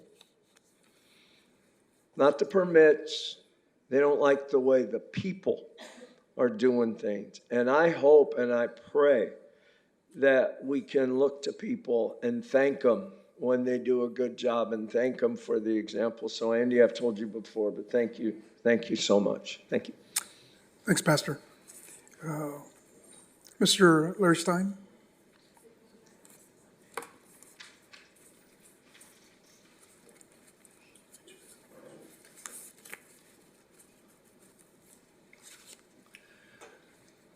Good evening, Mr. Mayor, Good evening, Mr. Stein. members of City Council, staff, and the general public. My name is Larry Stein. I've been an activist for 30-plus years. And one of the things that bothers me is the fact that we have specific plans. The city makes sure that we do not complete the specific plans. We can take a look at the specific plan for Northeast Community Village. That specific plan called for a fire station when 50% house will be built out. The specific plan called for a park to be built. Again, residents bought 2,500 plus homes in that specific plan. They paid development fees. And where's the park after 25 years? Where's the fire station after 25 years? Well, after all the homes were built by 2012, the city decided in 2018 not to build a fire station because we don't need it, according to the fire department. We still have 2,500 plus homes, advanced construction going on, and a specific plan that called at the time the people bought their homes for our fire station and park. Community development is responsible for specific plans. The city manager and city attorney are responsible for making sure the specific plans get completed. To get completed, we have a current assistant manager indicating that we have enough water for 10,000 new housing structures as part of the general 20 plan. Where are the wells? The wells that were supposed to be built from the 2010 water bonds have not been built. Where's the water going to come from for 10,000 new homes? Oh, we're going to get by conserving water. Well, that's not what was said when the bonds were sold. We have a community development part that adapts specific plans, but nobody verifies that the specific plans get completed. City council does not allocate funds to make sure things get completed. We have the wells that were supposed to be built in 2010. We're still not working on 5th Street after 5 years. Where's the planning that follows up on specific plans? We have the Teal Club specific plan that has a great deal of attributes to it, but we also have a field next to it where the air may be toxic. The air may be toxic because of lead next to the airport in the fuel planes. Well, who's testing the air? Oh, not the city, not the county. Nobody has tested the air because you don't know if the air is safe or not. When it's brought up at the specific plan hearings last April, staff said, we've looked into that. That's all they said, we've looked into that. Why don't we look into specific plans and how we're processing specific plans? Thank you very much for your time. Thank you, Mr. Stein. Victor? And following Mr. Ojeda, it's Angela Waiko. Hello, City Council. My name is Victor Ojeda, longtime resident in the city of Oxnard. And I wanted to make some comments on the city permit side and whatnot. I commend them, and they're doing a good job, and they're getting better year after year. And I'm glad to hear that you guys are going digital now, because most cities in the state of California are there now. We're always, for whatever reason, lacking one step behind, and we're playing damage control, kind of trying to play catch up with the world. One of the things I know I have heard, I deal with a lot of businesses doing consulting work. I also work with Modern Beauty Academy here, a local business in the downtown area. And one of the things that when I go in there, some of the friends that do construction, some of the people who are out in the world trying to get permits, I do hear it's, takes a year and a half for them to get something approved. For whatever reason it might be, I know it's case by case. I'm not saying you guys aren't not doing your job, but I guess we can always get better. And it's more just a comment to make. Let's find more of a solution than a problem. I know that sometimes I've heard from some of them, and it's out here, so yes, but it's just something to put out there in the world and for everybody to know that sometimes they come out and they bring their plans, and they're like, how much is it going to be? Oh, I don't know. I have to look over the plans. It's like, I mean, there should be some type of more structure on this is a fee for this. If you add on this, add on that, then kind of move forward from there. As I said, I know it's case by case scenarios, but I do say, you guys are doing a better job year for year. I know I recently had some issues with some permits, trying to get, hey, I need this permit, not through the planning side, more on the city business side. Well, wait, I got to go talk to Alberto or Roberto and then it's like they should have, like whoever's in the front should be trained a little bit better maybe, just to be able to kind of come to a solution and not have to wait. Oh, you know what? My manager's not here. Can you come back? And it's okay. I'm not unhappy with the city, but we can always be better. I do want to commend the fire department. Their inspectors are awesome. I've dealt with some of them in the last year, and nothing but good news from them on their behalf. And I appreciate a lot of these programs that are out there. One of the things I don't do, the lack of education of knowing, like the Simplicity Act that they were talking about. I had never heard of it. Maybe I just was unaware or not putting my attention, but they haven't really voiced it out to the world as clearly. Just little things we can get better at. Nothing, like I said, nothing to say, oh, they're not doing their good job, but let's just try to make the city better. And Mr. Perello, I know you said, I don't care whoever doesn't want to work here or come here and whatnot. I feel that Oxnard should be a city to kind of be more inviting to let's work together and let's make it grow. We are the biggest city in the county. Thanks, Victor. I am not against people coming here, but I'm against people expecting special treatment if they come here. Apologize, Mayor, for. No, and I apologize, but it's just the deliverance of the message. Yeah, thanks, Victor. I apologize, you're out of time. This is the time we take to listen to public comment. But thanks for your comments, Victor. Angela Wycombe?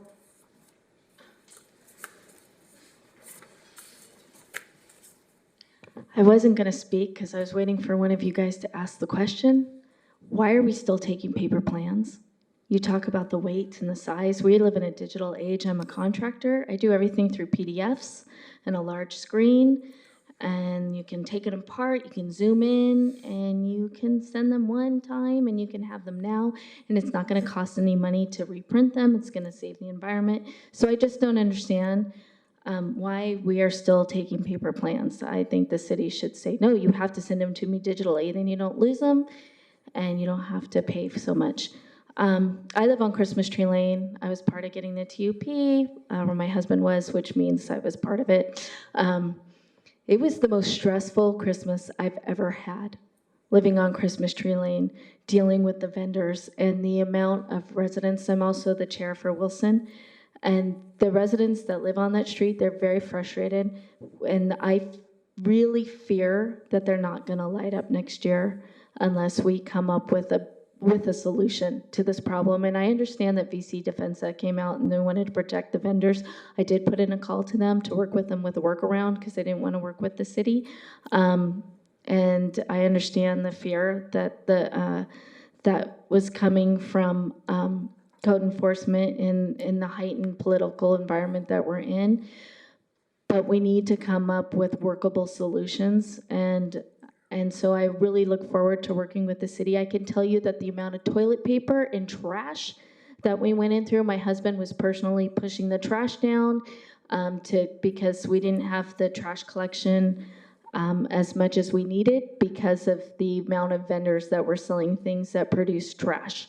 And the amount of toilet paper that I personally bought to keep up with the need, because food and drink, we're people, right? And we try to provide these clean, safe spaces, but we're gonna, as a neighborhood, we're gonna need more support next year. And if we wanna keep this tradition alive and is lovely to the community, I look forward to working with you guys and coming up with solutions. And I can say that I did work with you guys with the local permitting department, and I had to get a re-roofing project done, and it all went great, except for the one day that the inspector didn't show up to the house. And I waited for him all day. And he said that the paper wasn't there, and I could guarantee you that it was. So I don't know what to do with that. So I could understand the public's frustration, and maybe what they need is we need a little quick survey. I don't know, you might have it, but something to help fix that. Thank you. Thanks, Angela. Madam Clerk, are there any other speakers in person or online? Mayor and council members, that concludes our speakers in person and virtually for this item. Thank you. Thank you. Council member? Yeah, sure. So perhaps the city manager doesn't remember this, but Alicia and I, our very first meeting with him, which was in late 2018, he made very clear to me and her that he would fight this measure with everything he had. That was both of our recollections, and sometimes memories dim, and maybe I'll give the benefit of the doubt to the city manager that maybe he doesn't remember anymore, but my wife and I certainly do. Regarding the number of applicants being an indicator as to whether the program is even appealing, I'll tell you this, back in February of 2023, or just prior to that, we recruited folks to actually apply. And we got 28 of them to actually make inquiries. I was copied on the emails requesting the information. So I saw the responses from staff. And just for further background, it was kind of by dumb luck that we recruited these people the time we did, because it wasn't clear that there was going to be a class. It wasn't stated when the next class was going to be. What happened was that the class was announced only a week ahead of time, just before a holiday weekend, so that people would only have 4 days to apply. Nonetheless, we got 28 people to apply at that point, and they were being told by an email that the prerequisite for taking the Permit Simplicity class was that you first had to take the Permit Simplicity class. It was a circular requirement, and I spoke to the city attorney's office. He finally agreed that I was right. I have that in writing. And what I'm told is that there was an effort to follow up with these people and let them know, but I'm not really sure how well that went. But I'm just simply saying that to say that no applicants means the program's not a success is just false when it's not possible to even apply or know when the class is going to happen. Now, to the credit of the department now, I'm happy to say that they are opening up the ability to apply ahead of time. I think that's a good move. I know that a recent applicant, a recent inquirer who was interested in becoming an applicant, was told that, yeah, he shouldn't even bother taking the class, and most recently because the building code is being updated. So I will see if he is able to be part of the program when it next comes up, I assume in April. But I just wanted to correct the record and the understanding. I mean, I've lived this. So I know there's been problems. When I first ran for city council, people were telling me this. That's the reason why we came up with permit simplicity. And by the way, if there was anything that we didn't like, that city staff didn't like about permit simplicity, we specifically added a provision that the city council has the ability to modify this law. It doesn't have to go back to the voters to even do it, as long as it promotes the purposes that the initiative stated. So those are just my comments. I just wanted to correct the record. Thank you. Thank you, Councilman Starr. And I'll just conclude by stating that, I personally want to modernize this city, and I'm just, as I stated earlier, I think, Angela, you mentioned why are we taking paper? Mr. Pinkley mentioned that we're shooting for a March 27th date to implement after adequate training for staff and to implement digital acceptance of permits. So we're getting there. As you know, I certainly, and I think this council does too in our city, we support entrepreneurs, businesses, because if they're successful, we are successful as a city and as a community. We're all successful. So we want to see them succeed, but that's not to say we can cut corners. We want to be as efficient, but also understanding that the protocols and codes are in place to protect all of us. So we have to abide by them. But that's also not to say that there potentially hasn't been some errors along the way. But I can tell you that at least my personal experience in dealing with our department or Mr. Pengilli and others is that they're open and receptive to having those kind of robust discussions to get better and be more efficient, because ultimately we want to be, no one's in the business here to not be successful. We all want to be successful and want to offer the best possible service we can to our community. So I'm confident that we're going to continue to strive to be as efficient as we can and as service-oriented as we can to our businesses, because we want them to succeed, because then we succeed as a city, as a community. So I'm confident that we are moving in the right direction. So there's no other public comment and no other questions or comments by our council. This is only a receive and file item. Yes, Councilmember. Just one comment. For the council members that were not here, this happened before I was on the council, but Mr. Stein brought up an issue. He's 100% correct, specifically about a northeast specific plan and a fire station. I was a member of the public in the audience, and I kept hearing that. Why? The response was the fire department chief at the time made the determination, since the homes would have indoor sprinklers, there would not be the need for a fire station in that development. But they would postpone the fire station as the city developed more towards the east.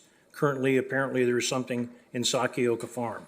So Mr. Stein is 100% right on a fire station that was supposed to be in an area, but there was a determination by the fire people in place that because the homes are equipped with indoor sprinklers, there was no need for that. That was reported at the council before I got on council. Thanks for that clarification, Councilmember. Okay. Thanks for your patience, by the way. Good evening, everyone. Just want to call now formally the meeting to order for the Oxnard City Council for Tuesday, January 6th, 2026. Madam Clerk, may we have the roll call and posting of the agenda, please? Councilwoman Basua? Here. Councilmember Perallo? Here. Councilwoman Bettis? Here. Councilwoman Rodriguez? Present. Councilman Starr? Here. Mayor Pro Tem Teran? Here. Mayor MacArthur?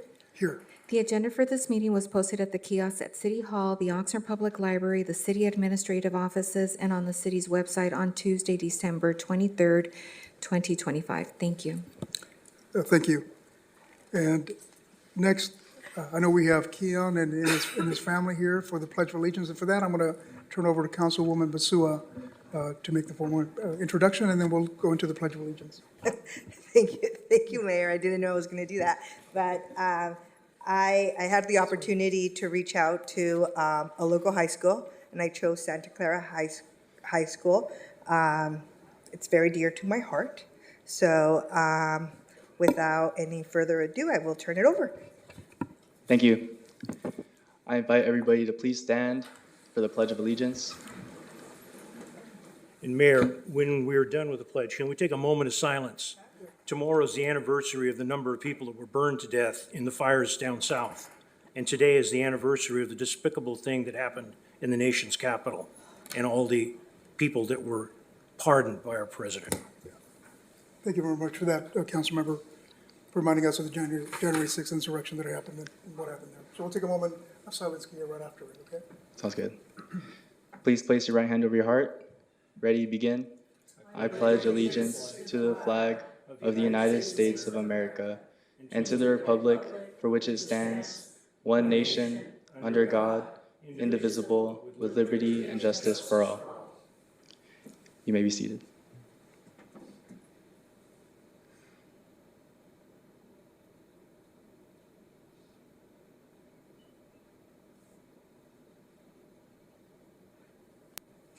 Thank you very much, everyone. Thank you.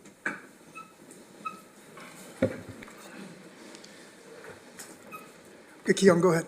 Thank you.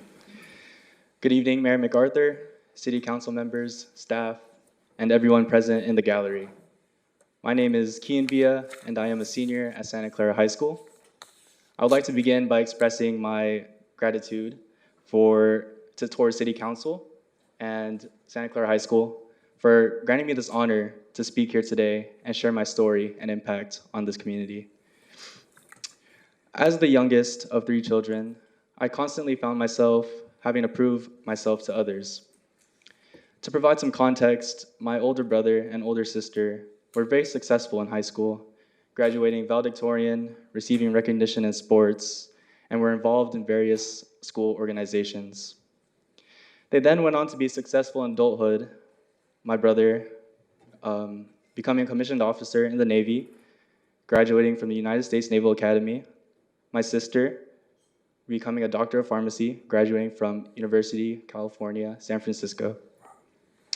And it's safe to say that they set the bar pretty high and encouraged me to surpass their expectations, which I am eternally grateful for. Now, I have had many people tell me that everything I have achieved up to this point was a result of my siblings' legacy. But what they did not realize or witness was the amount of work, preparation, and most challenging, the pressure I was under. This pressure was not brought on by anyone other than myself. I never, in my entire life, wanted to be better than my siblings. I just wanted to create something unique, something meaningful to me. So I sought to do and try everything that my siblings did and more, to produce a legacy I can call my own. As soon as I started high school, I joined 2 varsity sports and almost all the clubs and organizations on campus, while striving for academic excellence with the Arizona State University dual enrollment program my school offers. But this is where I made my biggest mistake. In the dense fog of navigating high school and creating my own legacy, I found myself overloading my schedule and creating this pressure, which ultimately made me lose sight of what my true goal was, finding something meaningful to me. Now, as I approached my senior year, something hit me. Taking on the roles of Santa Clara's student body president my junior and senior year, class president freshman and sophomore year, team captain of varsity sports, president of student ambassadors, and various other leadership positions on campus, all had one thing in common: serving something bigger than myself. In all of these achievements, I always found myself helping the school, the people within, or the community as a whole, spending countless hours giving back to the community. In those times where I was burnt out and exhausted, I still found the energy to simply ask anyone if they needed help, whether they were on or off campus, because I knew I had the support of my parents, school, and the community. And it was in those moments of aid where I felt the pressure melt away. In addition, I found other students who were willing to help those in need and shared the common goal with me.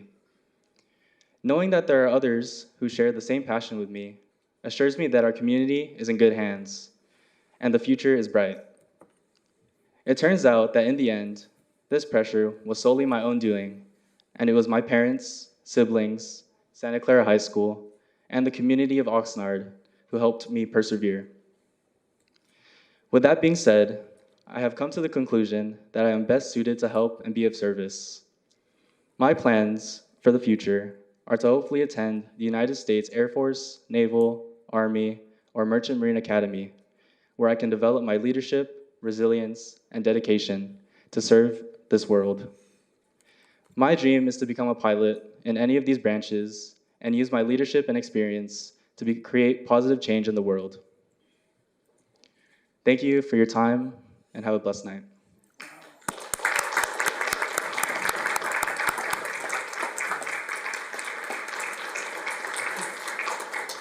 Keon, do you want to introduce who's here with you, Of course. please? Front row, I have my dad, Ben, my mom, Michelle, my sister, Kirsten, and my principal, Ms. Palmazano. Wow. And in the back, I see we do have some teachers from the school, Ms. Ramsey and Mr. Ramirez.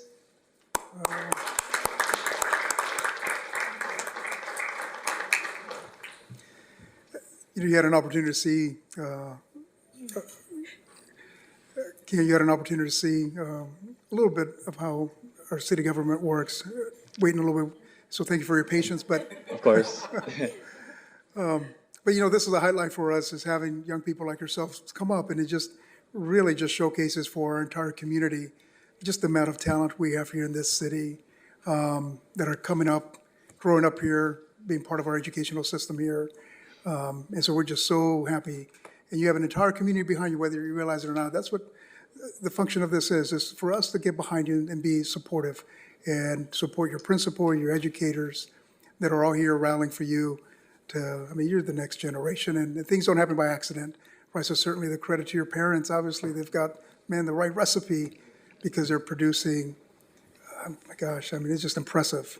So thank you for the work that you've done. And we have a certificate for you up here if you want to come up, and your family can come up and we can take some photos, okay? Yes, absolutely. Sorry, I was going to do a few things. I just want to thank you. One thing about, I'm a big proponent of Catholic education. For those of you that don't know, I'm extremely rooted in my faith and in who I am.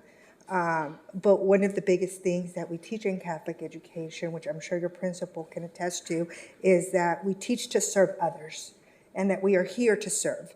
And I think that you are a great testament of that. And congratulations to your parents, because it starts with them. And then, they put a lot of sacrifice to send you where they sent you. And to the teachers there also, they're there because they love what they do. And they don't do it because of the money, because I'm very much aware that it's not much. But I just loved who you've become here in the city of Oxnard, and you've said it. It's the community that has put you there. And I'm just so thankful, and I'm so happy to hear that there is more, students. You said you found students there within the community that just think that way of you. So I congratulate your teachers, your parents, and I could not be more prouder of, you and your school, and I'm just so happy to have you in your community. Now, the only thing that I ask is that you come back to Oxnard. After you go, I ask that you come back to Oxnard and you become a great member of our society, and that you give back to what this community has given to you. Of course. Yeah. Thank you. Come on up. Yeah. Thank you.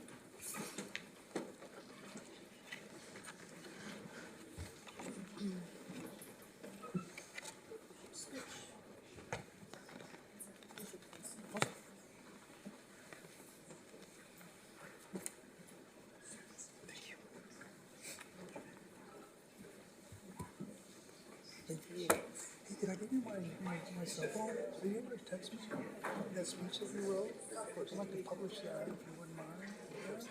What's your number? I'll text you real quick. 805 407 6006.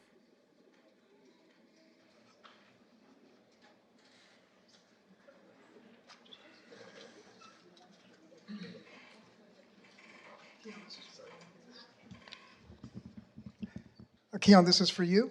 And I don't, where's your principal? Is your principal up here? Oh, there she is, okay. Do you want to say a few words or anything about this great student here? Yeah, let's take a picture. Here we go. And hold. No blinking on 3. 1, 2, 3. No blinking on 3. 1, 2, 3. What's only one camera? No, we'll look at this one, okay? Go. 1, 2, 3. No blinking on 3. 1, 2, 3. 1, 2, 3. And got down. Thank you. Can I blink now, Dan? No, yeah, no. There with the air conditioner, right? Here you go. Okay, good evening, everyone. Just a few words. We are just so proud, as you know, of Kean and his whole family. They are a legacy family, and it's just a testament of how our students are at Santa Clara High School, and also a testament of having teachers here and our counselor here to see this moment with Kean, and we're really proud of you. So I know you're going to graduate soon, so best of luck to you. And we have a mission at Santa Clara High School, and you definitely have that mission too. And just hearing you about service, I'm just so proud. So good luck for your future. Thank you, ma'am. Thank you.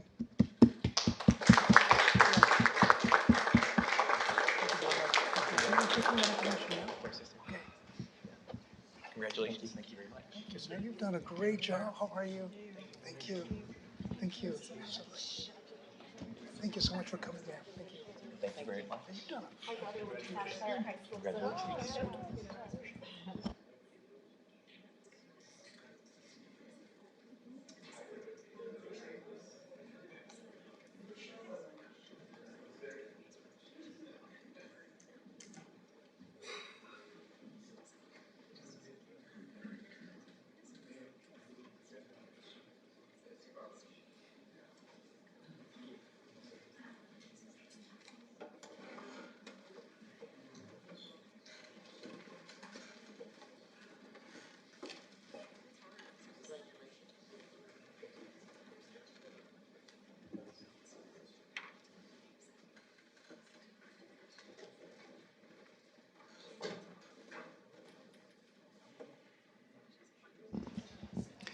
And we have a couple of ceremonial items. We're going to start with the Seroptimus.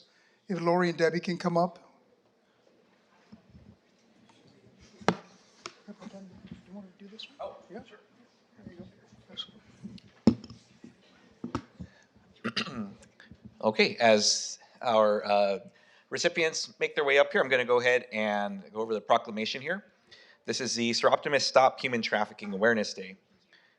And whereas January 17, 2026 is the 19th annual Seroptimus Stop Human Trafficking and Sexual Slavery Community Awareness event in Ventura County, hosted by Camino Real Region Seroptimus of Oxnard, Camarillo, Fillmore, Ventura, and Channel Islands clubs to take place at Columbus Hall. And whereas the Seroptimus mission is to raise community awareness, provide education, and to honor and uplift women and girls who have struggled through hardships, disparity, and in some cases, human trafficking. And whereas January is known as the month of Human Trafficking Awareness Month, it is now time that individuals at home, workplaces, churches, and schools should educate themselves and learn to identify the signs of trafficking. And whereas every 30 seconds, another person becomes a victim of human trafficking through force, fraud, or coercion. Trafficking primarily involves exploitation for the purposes of prostitution, slavery, involuntary servitude, and compelling victims to commit commercial sex acts.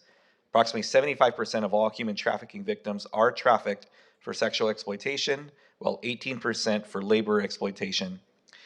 And whereas the Global Slavery Index estimates 40 million women and children are living as modern-day slaves, forced labor and sex trafficking is a $150 billion worldwide industry and the fastest growing criminal enterprise. And whereas Seroptimus are investing in the program Seroptimus Live Your Dream, which helps recipients with financial support to continue their education and gain independence.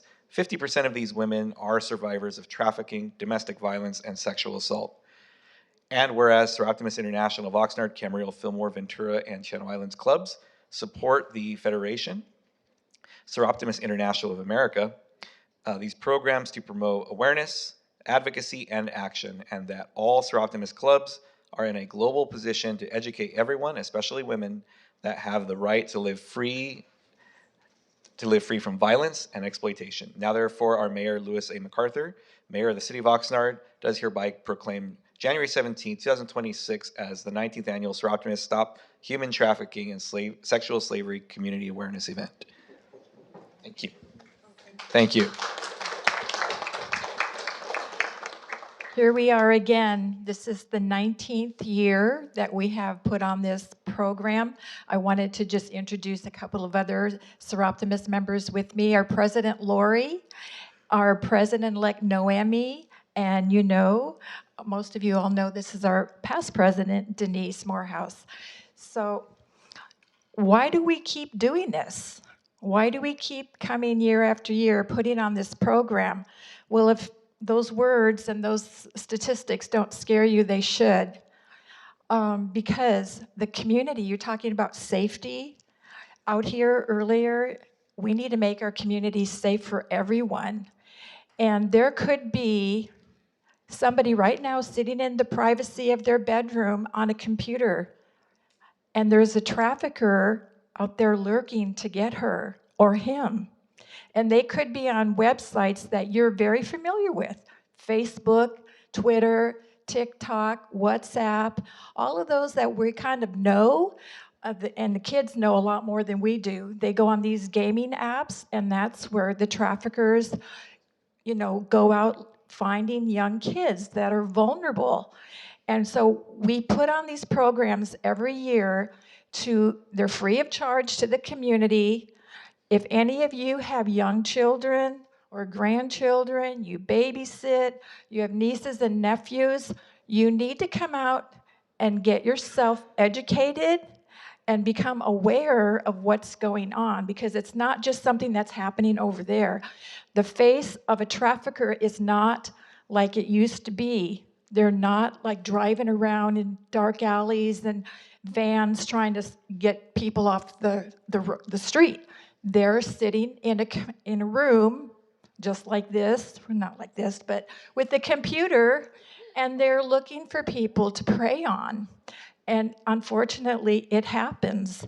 And so you need to really spread the word about January 17th. I've got some flyers here, so please help yourself and come out, do the walk with us. And we have two speakers. One of them is a survivor advocate, and the other one is a professional FBI special agent, so she's going to be giving us a lot of information. So please come out, and we thank you for recognizing the work that we do. And President Lori, do you have a few words to say? Well, I just want to congratulate Debbie and her committee for all the hard work that they've done over 19 years of making this a truly a monumental awareness project. But if you get a little chance and you're driving on the 101 freeway, take a look up at that Auto Center Drive area, because we have signage on the 101 freeway, one of the most trafficked zones in California, maybe the West Coast. So please take the time to either come and see us. For women in the audience, maybe you want to find out what a Seroptimus is or does.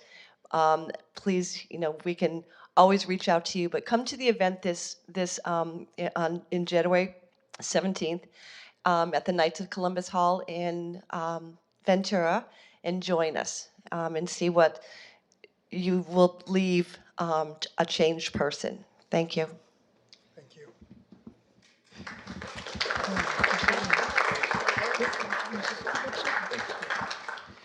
Thank you, Mayor, and I appreciate the opportunity to read the proclamation for this evening, and I appreciate all of you being here, and Noemi is also one of my appointees for previous commission work as well. Thank you for all of your work.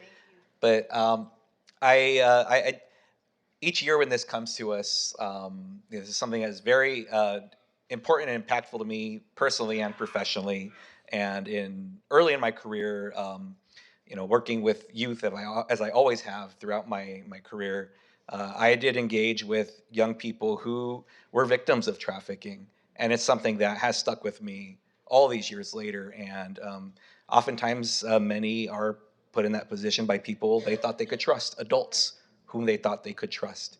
It's not, as you mentioned, somebody driving around in a, windowless van looking for someone. This is oftentimes someone who already knows that young person or engages with them in some way, gains trust, and then puts them in that position, and it's difficult to get out of.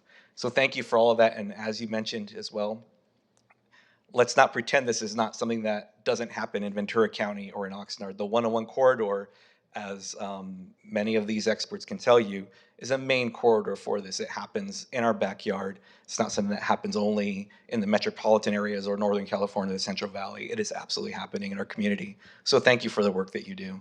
Thank you. And thank you, Mayor, for the extra time on that. Yeah, and I just want to conclude before we take that photo, just really quick, to thank Debbie, Lori, Noemi, and also Chief Morehouse for their initiative. I certainly know the issue well. So is Chief Morehouse, having both of us worked in our victim unit involving child sexual abuse, elder abuse, et cetera. And we certainly know as community members the vulnerable population we have here in this city. And so we know well that this happens. So I just thank you personally for the initiative that you take and for the amount of volunteer work that you do in doing this work. So thank you for that. Thank you. Thank you. Absolutely. We'll just take a photo now. Is that Dan? Yeah, go ahead.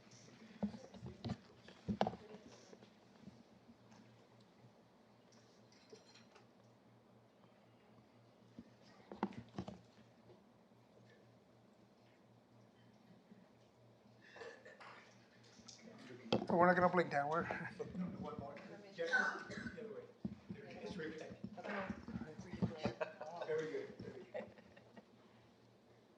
Now I can see the text. Got it. Let's do one more. We have one more.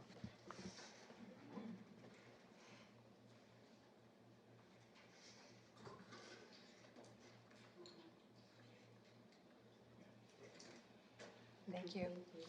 Oh, one more? No? Thank you so much. Absolutely. Okay, We'll try to yeah, be there. okay, great. Thank you. Thank you. Absolutely. Thank you for your words. Thank you, Noemi. Thank you so much. Oh, absolutely. Chief, how are you doing? Thank you. Absolutely.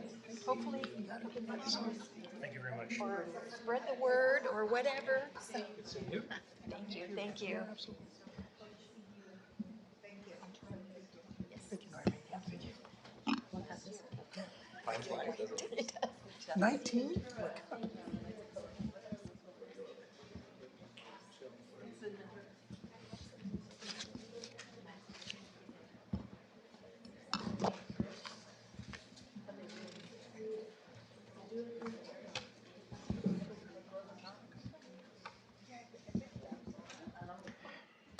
We have one last proclamation. And Dr. Stewart, I see he's here, and Ms. Montgomery, if you both want to come up for this proclamation.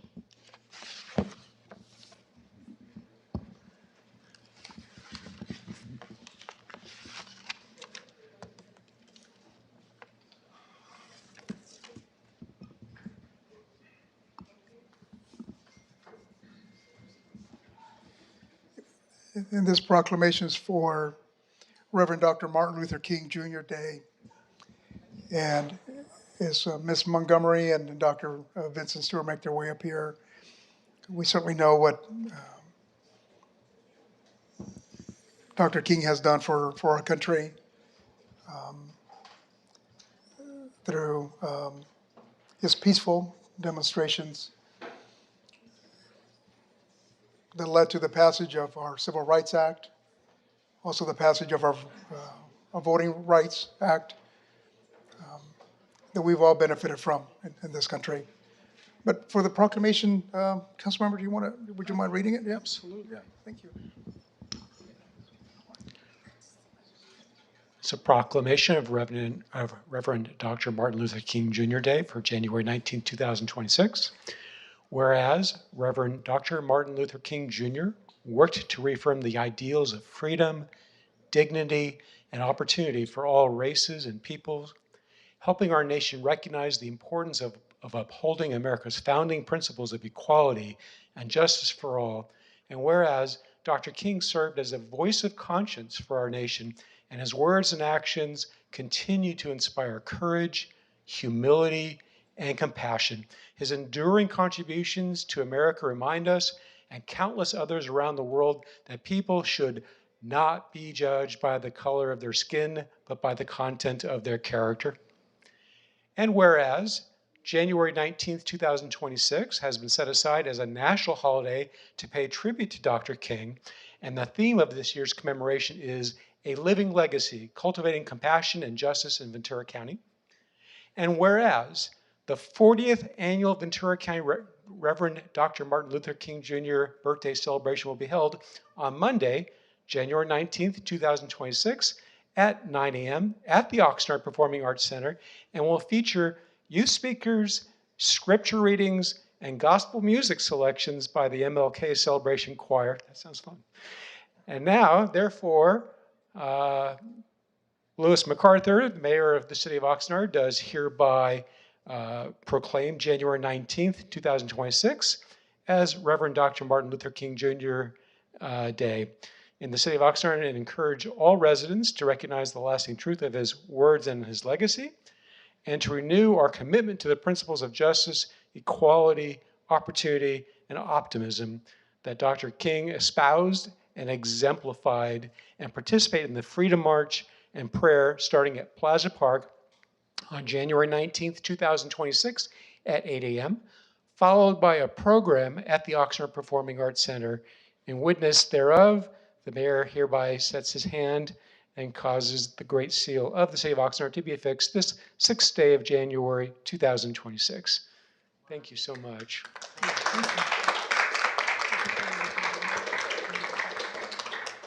Thank you for giving me the opportunity to read that. That was perfect.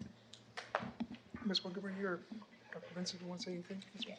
Rita? Absolutely. I'll hold it for you. Good evening. I'm Larita Ayers Montgomery, chairperson of the Martin Luther King Committee of Ventura County, and I have some wonderful people with me today. I'm going to pass the mic and ask them to give their names and their positions and what they do within the committee.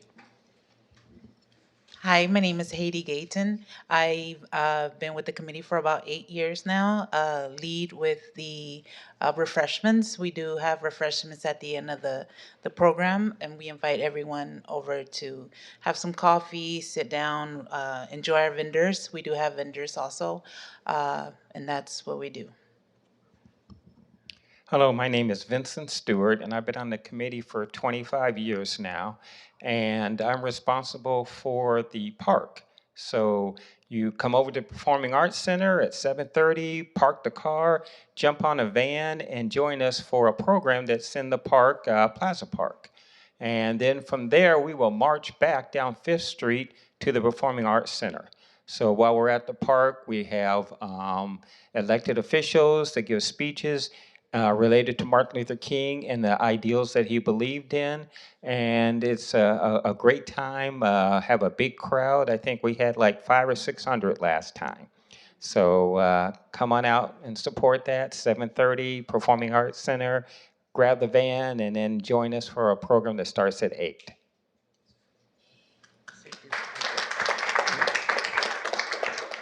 We also have one additional member with us.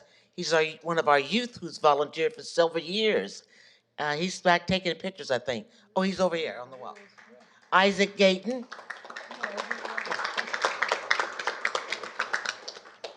Well, we invite you all to come and celebrate with us for our 40th annual celebration right here in Oxnard and throughout Ventura County. I've been on the committee for that number of years. I'm a little tired.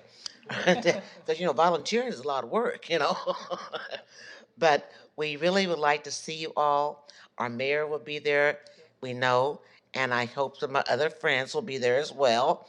And you can join us in the Freedom March, Freedom March. The main thing we'd like for you to come to the celebration. We will actually be in the theater. So we're going to fill that theater, the 1,600 seats. We want to share with your friends and family to come out and be a day of service on behalf and with us for Dr. Martin Luther King. We thank you for allowing us to come here this evening. And we definitely appreciate this beautiful proclamation. And we look forward to serving another year as well. Wonderful, wonderful, Ms. Montgomery.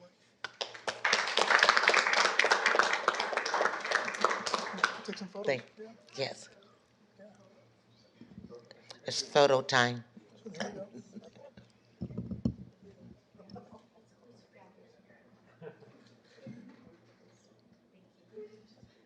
Ready, and I'm blinking on three.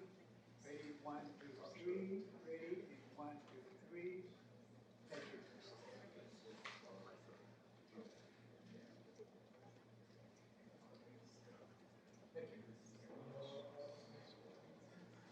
Somebody blinked. Thank you. Thank you so much. Thank You're you. welcome. Thank you, Loida. Thank You're you. welcome. Thank you.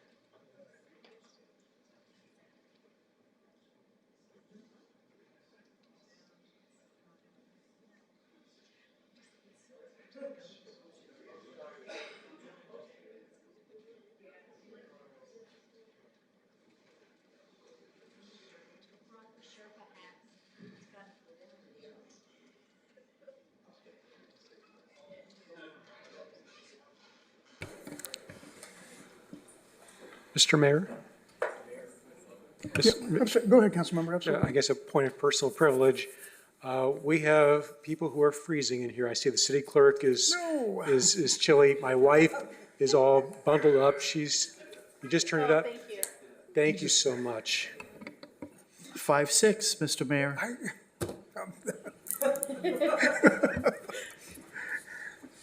Go ahead. Yes, before these representatives for the Martin Luther King Day leave, I'd like the public to understand, the council and anybody watching this on television. The leader of this nation, President Trump, has removed the insignias of people of color from national parks, symbols, military organizations. This is something we should never forget. This should have never happened, but it is happening as we're here. If you sit and do nothing, this could continue. You need to get involved. I'm not talking violence. You need to get involved. What is going on now should never stand. Thank you. Thank you very much. Yeah. Yeah. Thank you, Heidi. Thanks, Ms. Montgomery and Dr. Vincent Stewart. Thank you for all the volunteer work.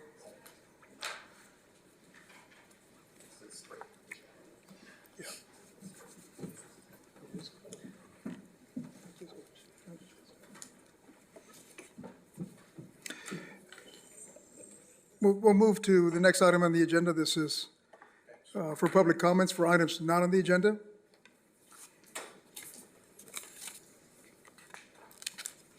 Madam Clerk, do we have any on-call speakers before we move to the in-person callers?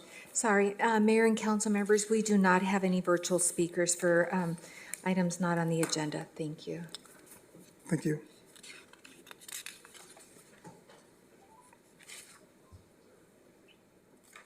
And just as a reminder for those watching at home, if you want to speak, you can call in and press star 9 to raise your hand. We'll go to Carolyn Mullen as our first speaker, followed by Ms. Angela Whitcomb and Josh Tejas.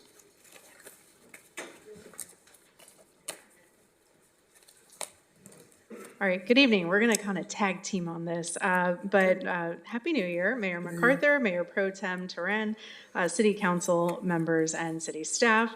I'm Carolyn Marina Mullen, the Executive Director of the Oxnard Performing Arts Center Corporation. It's a mouthful, so we go by OPAC. I'm also here with Gary Blum, our Chair Emeritus for the nonprofit, as well as Angela Whitecomb with the Downtown Oxnard Improvement Association, and Daniel Cabrera with Visit Oxnard. And we're here with some really exciting news, and to announce that Downtown Oxnard has been officially designated a cultural district by the state of California and the California Arts Council. This is huge. There were 74 applications, 10 finalists. Oxnard was one of those 10. I can't underscore how important this is. We're the only one in Ventura County, the only one in the Tri-County area, so this is a big deal. We're with Balboa Park, Little Tokyo, some other bigwigs. So just very, very excited. So that's why we're here. I want to say that OPAC was proud to serve as the lead applicant, but we worked closely with DOYA, Visit Oxnard, the City of Oxnard, and community stakeholders. This designation did not happen overnight. This was decades of work by city staff, by nonprofits, by our stakeholders in downtown, all in an effort to make arts and culture a driver of community vitality. We especially want to thank Deputy City Manager Katie Casey for all her help during the application process and the day of the visit from the state. Mayor MacArthur, for your leadership. I know I gave you a lot of homework that day. And Councilmember Gabriela Rodriguez for showing up and being so instrumental during their visit. Your engagement absolutely made this possible. And so we'll definitely keep you posted on ongoings because this is just getting started. We were all kind of flabbergasted when we found out in December that we were awarded. So congrats to you all. Congrats to Oxnard. This moment is ours. Thank you. That's awesome. Thank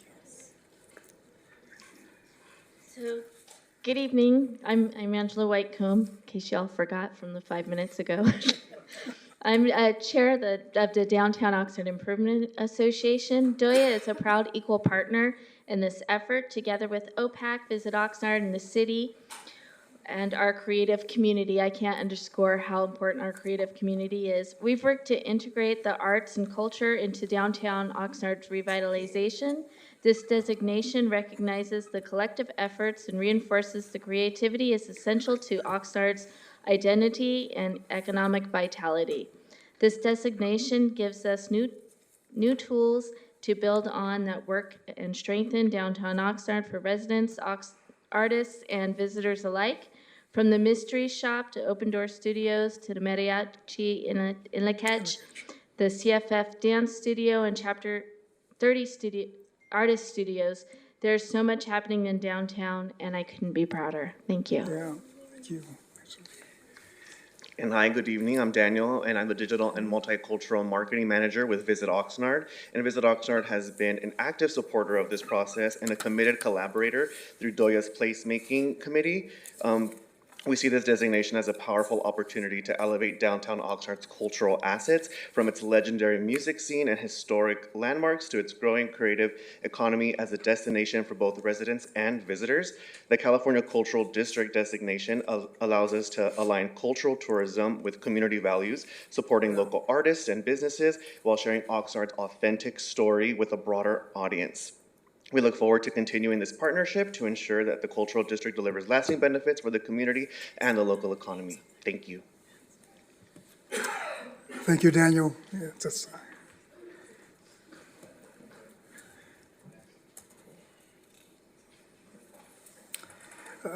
Kevin, you want to come up?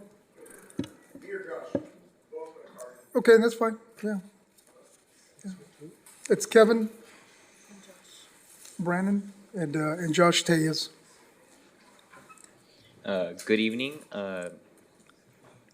City Council. My name is Joshua Tejas. I am a paid intern with Real Guppy Outdoors, and I currently go to Channel Islands High School. And the reason I got the internship in the first place was thanks to a program at my school, which was Upward Bound Channel Islands. And we're just here to invite you to the Blue Carpet premiere that will be at the the Channel Islands Maritime Museum to feature our new show, Coastal Critters. Thank you. Thank you, Josh. Try to get in this. Get in. Yeah. Hey, what up?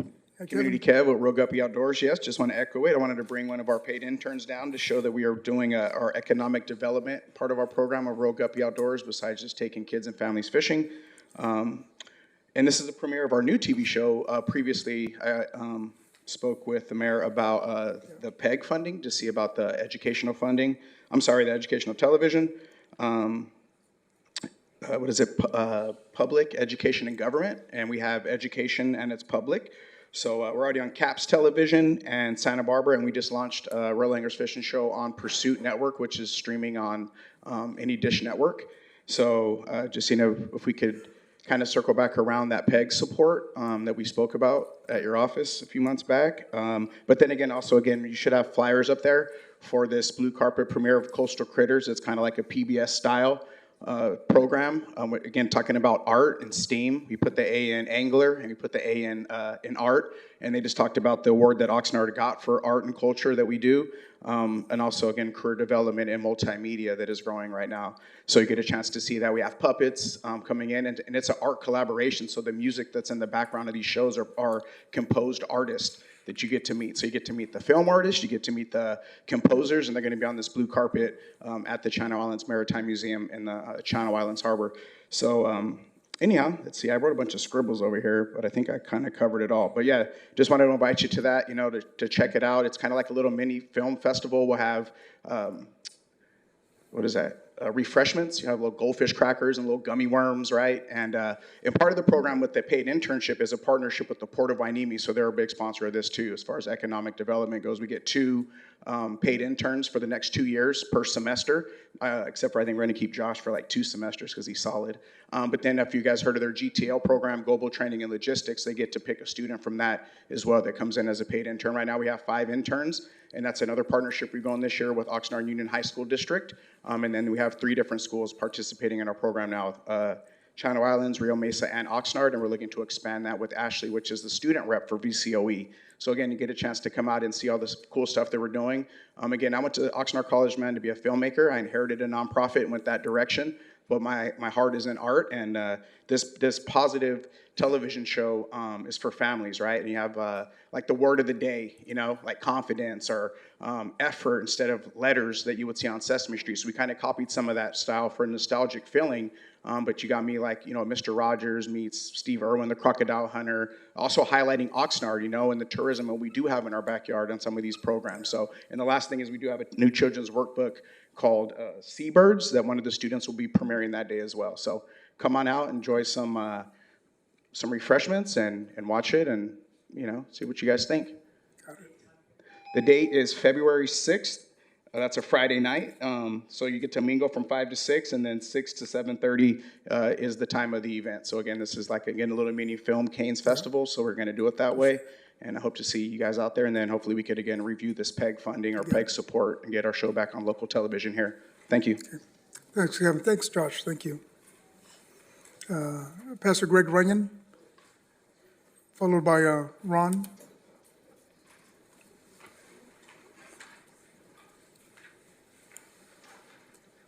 I won't, good evening again, Mayor and Council. I won't take up too much of your time. I was actually gonna say a little bit of what I said earlier. So, new year, new hope, and I hope that all of us can do our best to focus on the people and the problems of our area and not let our focus get distracted on what's not being done. I actually spent a great deal of the last month talking with Chief Benitez about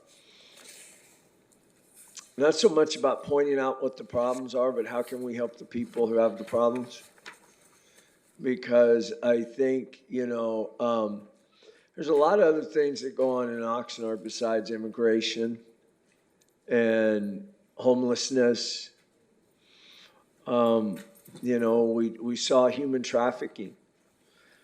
Families are devastated. Fentanyl families are devastated. Believe it or not, shoplifting, families are devastated. You know, there's a lot more things now that are going to be crimes that weren't with Prop 36 passing. And I just really hope that in 2026, we're able to do more than just be that person who points out, well, this is a problem, this is a problem, this is a problem, this is a problem. Let's do this and fix. And, you know, let's try to help people. Like the Bible talks, if somebody's hungry, you feed them. If they're naked, you clothe them. And I think that Oxnard needs to get back to that. You know, years ago we had a slogan. Remember the slogan was the city that cares? Well, a city can't care unless people care. And it's important that we get back to that thing of what can we do? Government can't solve a problem. Government can create them. People solve them. And it's people working in step with government. I really mean this. Government shouldn't lead people. People should lead government. And if we want folks to follow us, we need to make sure that we're leading them in a direction that we're helping people. So in 2026, I hope our focus remains on helping people, not pointing out problems, but fixing them. Thank you. Thanks, Pastor. Ron? And then, Ron, you'll be followed by Dan Pineda. Ron. Good evening, Mayor MacArthur, Mayor Pro Tem Tehran, and council members. My name is Ronald Arwejo, and while not speaking on behalf of them, I wanted to note and give context to the remainder of my public comments that I'm currently the chair of the Planning Commission, the chair of the Measure O Citizen Oversight Committee, and the chair of the East Village Neighborhood Council. 201,000, the number of people living in Oxnard. 8, the number of appointments from Oxnard that only you, Mayor MacArthur, can make to active citizen advisory groups. 0, the number of people you have selected to serve on the CAG. It has been 14 months since you, Mayor, were elected, 13 months since you were sworn in, and 9 months since the first round of CAG appointments were being approved by this council. These CAG appointments are not a surprise. When the first round of selectees were coming up for approval last April, that should have been the optimal time to start appointing. When over the summer or fall that you received through an annual presentation or written communication from the current or immediate past chairs of the Community Relations Commission, Cultural Arts Commission, Parks, Recreation, and Community Services Commission, Planning Commission, and Measure O Citizen Oversight Committee, that would have been a late but needed start to select future members. Vacancies on the Measure O committee, of which you as the mayor can appoint 3, have left the committee on the cusp of not making quorum if just 1 member is absent, which happened at the last meeting, since 5 are needed on the 9-member committee and only 6 having been duly appointed. With the Planning Commission, there have been major changes in CEQA, which staff provided a thorough presentation on how that will impact our decision-making, which would have been great for the 7th member to have. Moreover, I had wanted to provide a series of parliamentary mini-sessions to help the members in that and whatever bodies they may serve on in the future, of which I postponed until the end of the year in the hopes that the 7th member would have since been appointed. Past or current council members have worked speedily to try to fill in the appointees that they are allowed. I remember former Mayor Pro Tem McDonald asking the public on Facebook for who has interest in an unfilled CAG position. Councilman Starr was able to select 2 people for the Planning Commission within the span of just 3 months. Councilmember Perez recently asked the community through social media who wanted to serve on the Parks, Recreation, and Community Services Commission for the District 6 vacancy. Actions speak louder than words, and unfortunately, Mr. Mayor, you have done neither. Your election was more than a year ago, and it has been way past time to make these appointments. And to the rest of council, if the mayor does not appoint a full slate to fill all of his vacancies by the first February meeting, I'm kindly asking you to send your alternate applicants to the CAGs, and I'll be making a public records request to see who actually does this by the end of the month. I look forward to your appointments, Mayor, being agendized by next month. Thank you. Thanks, Ron. Mr. Dan Pineda? Then Dan, you'll be followed by Mr. Larry Stein.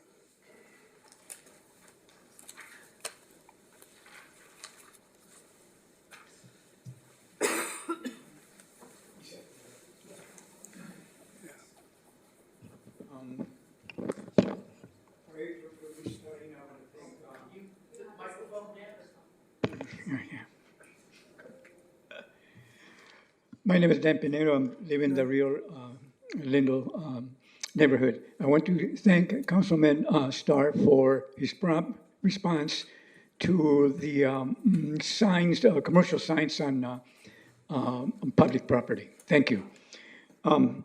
As a member of the Rio Lindo neighborhood, I have some concerns regarding the median on Bahia Drive.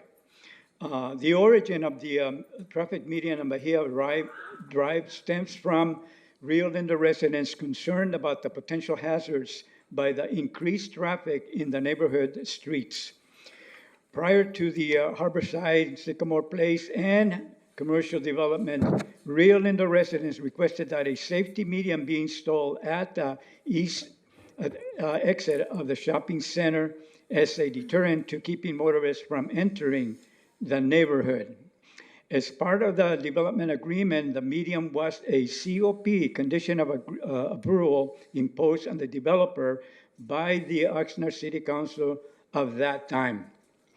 Existing conditions and problems. The median exists in its original state. Motorists exit the commercial shopping center onto Bahia Drive, must make a right turn, and then must make a right turn onto Gonzalez Road, west to their destinations.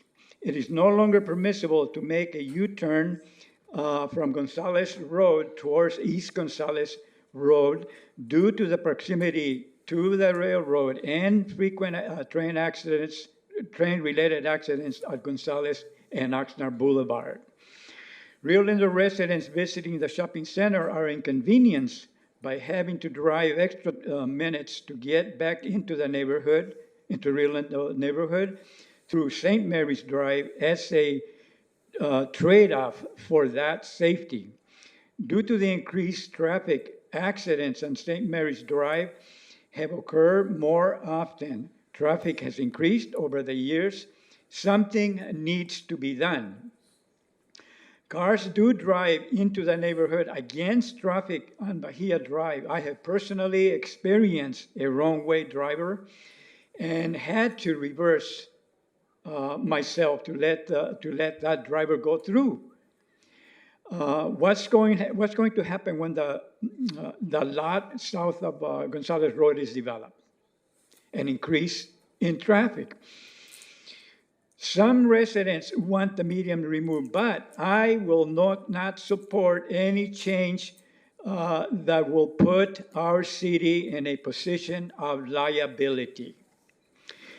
It is my understanding that to remove or modify the median, it will require several. I wish for additional time, Mayor, to finish off. Mr. Pineda, if you have something written, you can submit it to us. Okay, I think the actually concerns are this. Yeah, no, but I'm sorry, you're out of time, Mr. Pineda.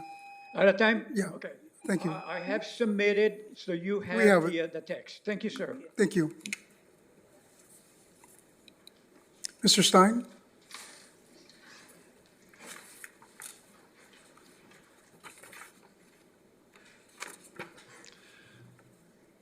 Good evening, Mr. Mayor. Good evening. Members of City Council staff. I submitted an application to serve on the Parks and Recreation Committee last July. I submitted the application both to you, Mr. Mayor, and Ms. Perez, Council President Perez. That response has been unanswered. That position has not been filled.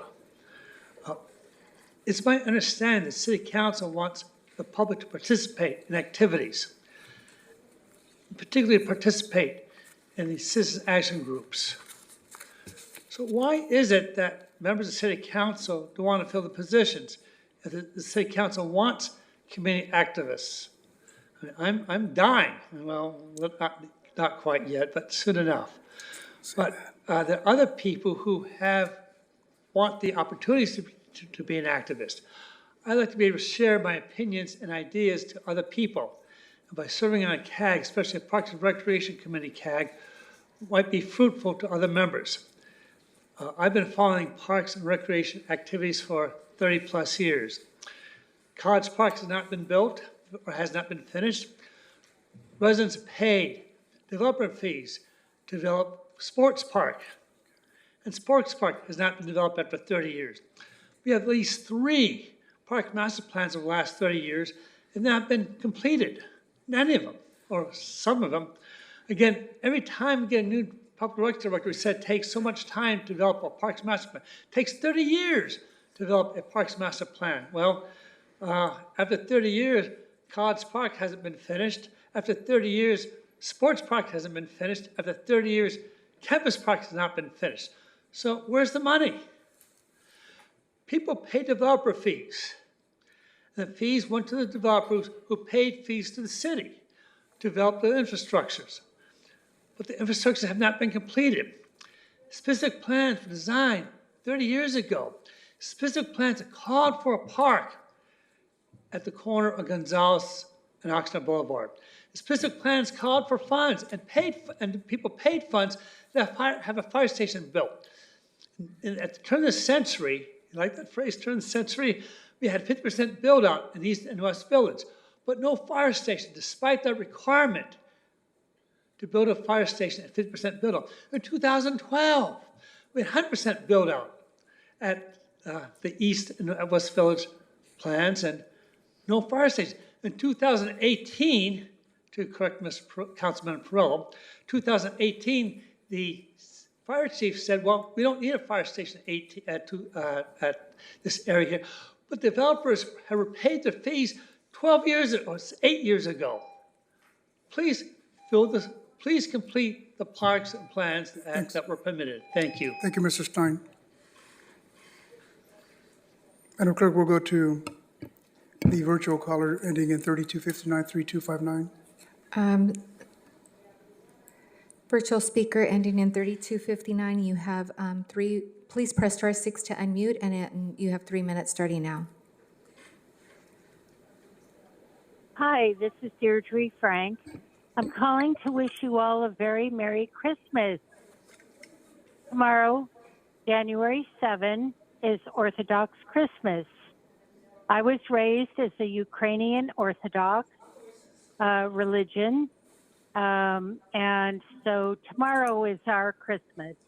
We've had our holy days over the last 12 days, and I don't know if you appreciate that there are cultures in your city beyond what we always talk about. You even have a Ukrainian Orthodox church on Woolley Road at 5 Points. Did any of you know that? I'm sure they're going to be celebrating a beautiful Christmas Mass tomorrow, and I think some recognition should be made to the other cultures that we have within our city. So that was the point of my calling, but since I heard Mr. Pinedo speaking about some traffic design issues, Mr. Pinedo, please send your report to me as a personal injury lawyer. I would love to put that in my files so that when I have a major crash or death or accident that happens at that location, I can win and recover something for the poor victim that shouldn't have been a victim. Merry Christmas, everyone. Thank you. Thank you. We'll go to the next virtual caller ending 4018-4018. Caller ending in 4018, please press *6 to unmute, and you have 3 minutes starting now. Hi, can you hear me? Yes. Okay. Good evening, and forgive my voice. I'm one of the ones suffering with that terrible flu going around. My name is Doug Portello. I'm a long-term resident of Oxnard. I'm the president of a local charity, Community Renew Alliance. I'd like to touch on a couple topics. One is about the Quimby Reserve Fund projects. It seems that of the $9 or $10 million that remain as Quimby Fund reserves that weren't spent when the developments were made, there's very little movement on seeing those monies go toward improvement of the parks. There's over 20 communities that have reserve funds, and there's less than a handful that actually have capital improvement projects on paper. So there are some on paper, but it's not what is required by the state from the Quimby Act. And I think the residents and perhaps the new members of council need to understand that the Quimby Act allows for these funds for improvements to the neighborhoods when the developments are made. And so some of the neighborhoods like mine in Cabrillo are nearly 40 years ago that the neighborhood was developed. We have Cabrillo Park, but some of the money was left over.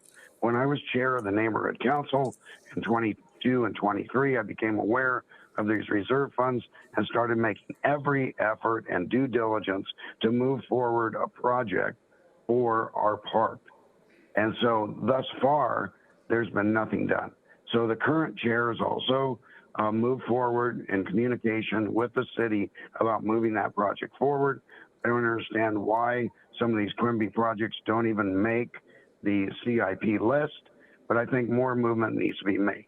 Now, in terms of state law, those funds, the cities only have 5 years to utilize those funds or return those funds to the property owners. So I think it behooves Oxnard to make every possible effort to actually get an actual project moving forward with plans and all the necessary documentation that shows it's just not a piece of paper that's put on a shelf, but it's an actual project to move forward. Or those funds need to be returned to the property owners. That's the law, and I believe that's what needs to be followed. Now, I'd like to touch on homelessness.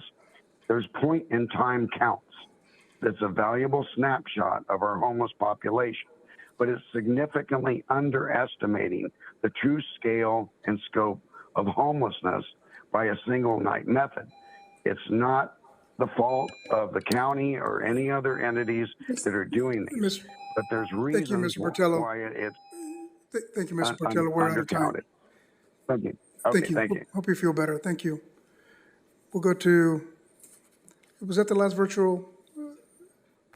Excuse me, Mayor, we have another virtual speaker ending in 1622. Please press *6 to unmute, and you have 3 minutes starting now. And Mayor, while the clerk unmutes the speaker, I note that if this is the last speaker, we have just about 2 minutes left in our 30-minute set-aside period for this. So I would, seeing no other speakers here and seeing no others with their hands raised, I would say that this would be our last speaker this evening. We have one more. Mayor Oh, do we have one We more? have Mr. Ojeda that's. Okay, so we had another card come in then. Yeah, so just the virtual one, and then Victor, I think you're the last one. Hi, this is Larry Barberine. If there's any time left in my 3 minutes, I'd like to give that to Mr. Dan Pinedo, great hearing his voice again, to take up the remainder of my time, if that's okay. I want to say, Feliz Año Nuevo, Buon Anno, Happy New Year to everybody, and Happy Epiphany officially today, King's Day. And I want to thank Ms. Frank for the reminder, a happy Orthodox Christmas for tomorrow to our brothers and sisters in the Orthodox Christian churches there. I tout to the Abel Magana, all those involved with the downtown on that recognition. We have to watch, just not to rain on any parade, but we also, the same day that I read about that recognition was the day after Christmas, and on Christmas there was a shooting on A Street, and I hope that victim's name is a young man is doing well now. We have to keep our guard up, even as we, tout good things as well. The Councilman Prillo mentioning about the names. I hadn't heard about that. I did some research while I was, since he said that. And I think he might be referring, if you could flesh that out. There was names, for instance, at the USA Today and Stars and Stripes mentioned that were taken out due to DEI concerns, touting, the race and gender of veterans at Arlington, for instance. And I don't want to, with President Trump, like any politician or anybody, you got to call balls and strikes, And so this is the same man who also funded permanently the historically black colleges and universities in his first term, and protected a lot of people of color from a lot of arrests. And he's, appointed African American HUD secretary and so forth. So I think it was more to tout their accomplishments, these veterans, for instance, at Arlington, and less focus on race and gender, because we've gotten so extreme on that above all other things a lot of times. But I wouldn't have done that. I think probably better just to keep those pages up on the website, for instance. I want to just mention briefly too that kind of in contrast to what Mayor Pro Tem mentioned last month, Washington Examiner reported that the DHS has said that Homeland Security has reported that 7 out of 10 people that have been arrested that were illegal, who did originally the crime of coming over illegally, federal misdemeanor, 7 out of the 10 of them have criminal charges or been convicted since then, other crimes, and 3 of the 10 could be from other had crimes committed in other countries. So they are still focusing, they should do, on those who committed violent crimes after they've been Thank you. illegal here. We're out of time. Thank you so much. And then Victor, if you want to come up, thank you. Yeah, Victor's the last speaker. Hi, good evening, council members. And I want to first and foremost congratulate you guys for supporting the city of Oxnard and the downtown, getting that the California Cultural District and stuff. And hopefully with that, we can maybe get the Carnegie Museum back up and getting a couple more things for the kids. I remember as a kid growing up here, I had fond moments going there, and the Goldwyn's Children's Museum as well. I have a daughter now, she's 8 years old, and I would like to have her have the same opportunities that I had as a child, for that going forward. I do want to, mention what the pastor had mentioned before as far as Oxnard, being the city that cares, which is what helped us grow into the city that we're now. And I'm hoping that, we can get back to that. I know, Gabriela Basua, she had a meeting with my mom at one point and gave her peace of mind. So that union, that cares part starts with you guys, and you guys, each and every one of you, touch your community in your district and in your section, and you guys push forward for the city to move on.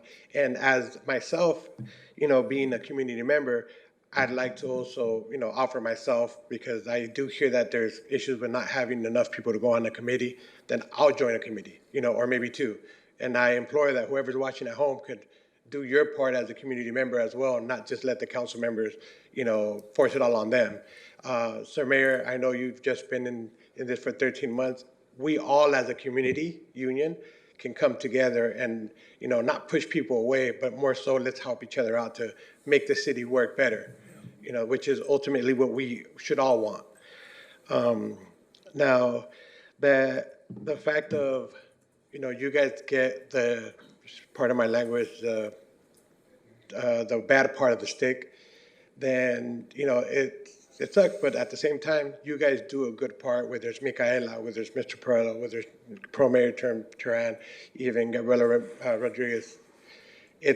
Let's just keep pushing for a better Oxnard, and Mr. Aaron Starr, you yourself, although unusual, I've loved what you've done with your community and continue to push forward with a lot of the members in that district. And, you guys have my support for whatever you guys can need or will need, whether it's an oversight committee or any of that nature. And I congratulate you guys. And once again, my applause to you guys all. All right. Thank you. That's it. Thank you, Mr. Ojeda. Thank you. Madam Clerk, just to confirm, that concludes the last speaker. Mayor and council members, yes, that concludes our speakers in person and virtually for items not on the agenda. Thank you. Thank you. We will next move to item H. This is the report of the city manager. Mr. Nguyen? Thank you, Mr. Mayor. So it is a new year, and it is January 6th. It's been mentioned before tonight, but I've been advised not to make any commentary about January 6th, so I will not. The one thing I'd pass along is that this Friday, our governor is expected to release his budget proposal for the upcoming year. So many eyes will be on that. It's very important for all sectors of the California community to be attentive, given the deficit that the state's been banting about. And again, it will be his initial proposal, so the next 4 months, I'm sure there'll be a lot of back and forth, but just want to pass that along. It is expected this Friday. Thank you. Thank you, Mr. Nguyen. The next item on the agenda is item I. This is the report from our city council members, and we'll start with you, Councilwoman. Thank you. Thank you, Mayor, for the recognition. Happy holidays to everybody that celebrated, and Happy New Year as well. Had a lot of time to be out in the community in the month of December and really reflect on what goals I have for this upcoming new year.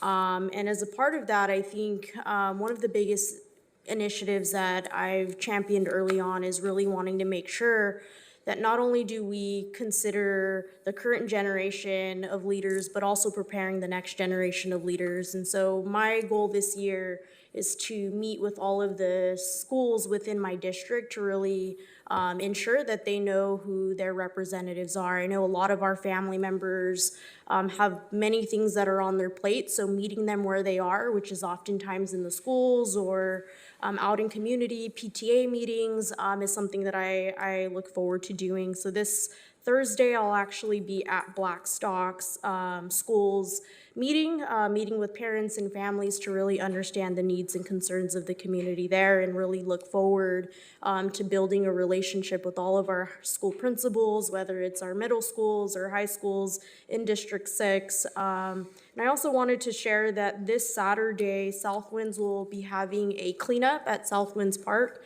from 8 to 12, and would love to have many volunteers. I know for some of the distributions we had in December, we had Oxnard girls flag football come out. We've had people even outside of Oxnard come out to really, ensure that there's that community investment in volunteerism. So really excited to start the year in with that cleanup. I also wanted to share that in light of some of that work, tomorrow we are going to be welcoming our first cohort for the Voices of Oxnard Youth, and really excited to get that off the ground with Mayor Pro Tem and really do the great work. So that's my report, and handing it back to you, Mayor. Thank you, Councilwoman. Councilmember, go ahead. Thank you very much. Again, as others have said, Happy New Year, hope you had a good holiday season. Something that is not often talked about, we as council members, and I'm sure it goes out to large numbers of the public, you get a daily crime report. I want to thank the police department for the number of people under the influence that they took off the roads. Each one of those cases is a potential fatality, possibly for the person in the car or an innocent person that happens to meet them. As was mentioned by Mr. Pinedo, on that particular street, people come out of there to make a fast delivery of a pizza, and they go the wrong way down the street and hope that nobody meets them head on. And when that happens, the person that is going in the right direction has no opportunity to do anything other than to back up. It's a real problem. It's impossible not to make some mention of what's happened nationally with Venezuela. I don't agree, and that's enough said on my part. I wish the best for this nation. I hope that the legislative, the executive, and the judicial branch of the federal government get their heads out of the sand and start looking out for the best possible for the city of Oxnard, the state of California, and the nation as a whole. Thank you, Mr. Perlow. Mayor Pro Tem? Thank you, Mayor. I have a couple quick items here. So in my notes, I have a couple neighborhood council meetings, but in District 2, we have Carriage Square on January 15th at 6:45 p.m. That'll be at Curran School. So anyone who lives in the Carriage Square neighborhood is welcome to attend. They are public meetings, though, so if the agenda has some items that catch your eye, you're welcome to attend as a member of the public. I encourage people to subscribe to the weekly packet, and they can see all the neighborhood council meetings and the city meetings that are published every week at the end of the week. I was able to volunteer as a tour guide for the Holly Trolley Tour over the holidays, and that was a great experience. I appreciate the opportunity to do so, and went through Christmas Tree Lane, and there were a number of houses that were on the notes that we would talk about, but otherwise they gave the tour guides kind of the freedom to put their own flavor on it, and I appreciate that freedom because I got some great feedback, and it was a lot of fun for me. So I had a tough audience my last tour that I did because my grandmother, my grandfather, my mom, and my aunt and uncle were right in the front row looking at me the entire time. So that was the toughest out of all of them, but they were a friendly audience still. So thank you again to all of the residents and the downtowners and Gary Blum and everybody who put their time and effort into all of the festivities that happened over the holidays. And that was going to be my last note. I'm just going to say that in response to citing DHS themselves when it comes to statistics or information they're putting out, I'm looking at the numbers just right now from December 14th, 2025, their own numbers, and shows here there are thousands more people in detainment by DHS who have no criminal record versus those who do. And yet, in the same breath, DHS will say that they're going for the worst of the worst. The worst at what? So I'm just saying, just keep those things in mind, and let's also remember that this is a department that has shown time and again that they have no problem lying to the public. I will use the word lying. Not misinterpreting the facts, not getting it wrong and having to revisit. They have lied to the public. Locally, they lied about a community member focusing on and chasing and ramming into their vehicle when dash cam footage showed otherwise. So, and then nothing. Then they said nothing. So let's take what they say with a huge grain of salt. I'll bring some salt with you if you need some with me to share with you all if you need that. But when they're sharing statistics, we need to look at all sides of that and look at it factually. So I appreciate the extra time on that. Thank you, Mayor. Absolutely. Thank you, Mayor Pro Tem. Councilwoman? Thank you, Mayor. I first of all want to wish everybody a Happy New Year. And also, I know there were comments in regards to the CAGs and the mayor, but the mayor I know has been at least appointed, is in the process of appointing somebody. So I do know that. So I just wanted to make sure that the public does know that you are currently in the process of doing that. And thank you. Somebody just did a background today for that. And last, I want to wish my brother, Jesus, Chuy, a happy birthday. He was born January 6th. I know it's, something that we don't want to talk about, but it's also el Dia de los Reyes in our culture, so in a religious. So I want to wish him a happy birthday. Love him very much, and thank you for everything he does. Oh, that's beautiful. Thank you. Yeah. Councilman member, go ahead. Well, first of all, happy holidays. It's been a joyous season. I attended some events. I attended a toy giveaway at the Colonia Gymnasium on December 17th, and there were a number of sponsors there, both inside the city and outside the city, that were helping out with that. And I think that was great. On that same night, actually, I attended the Rose Park Neighborhood Council, the Rose Park Neighborhood Holiday Potluck, and I know that the mayor was there. I believe Bert Perella was also there. I attended the holiday posada in La Colonia on the 19th. And one of my most enjoyable experiences was on December 24th when Abel Velasquez Sr. Actually invited me to a Adopt a Senior event at the Vistas at Oxnard Senior Living Center, which is over on Gonzales near Williams. Abel was wonderful. He dressed up as Santa Claus. He's a hysterically great Santa Claus. And he was accompanied by a bunch of elves. I don't know who all of them were, but apparently I got recruited to be an elf that day. And that was fun.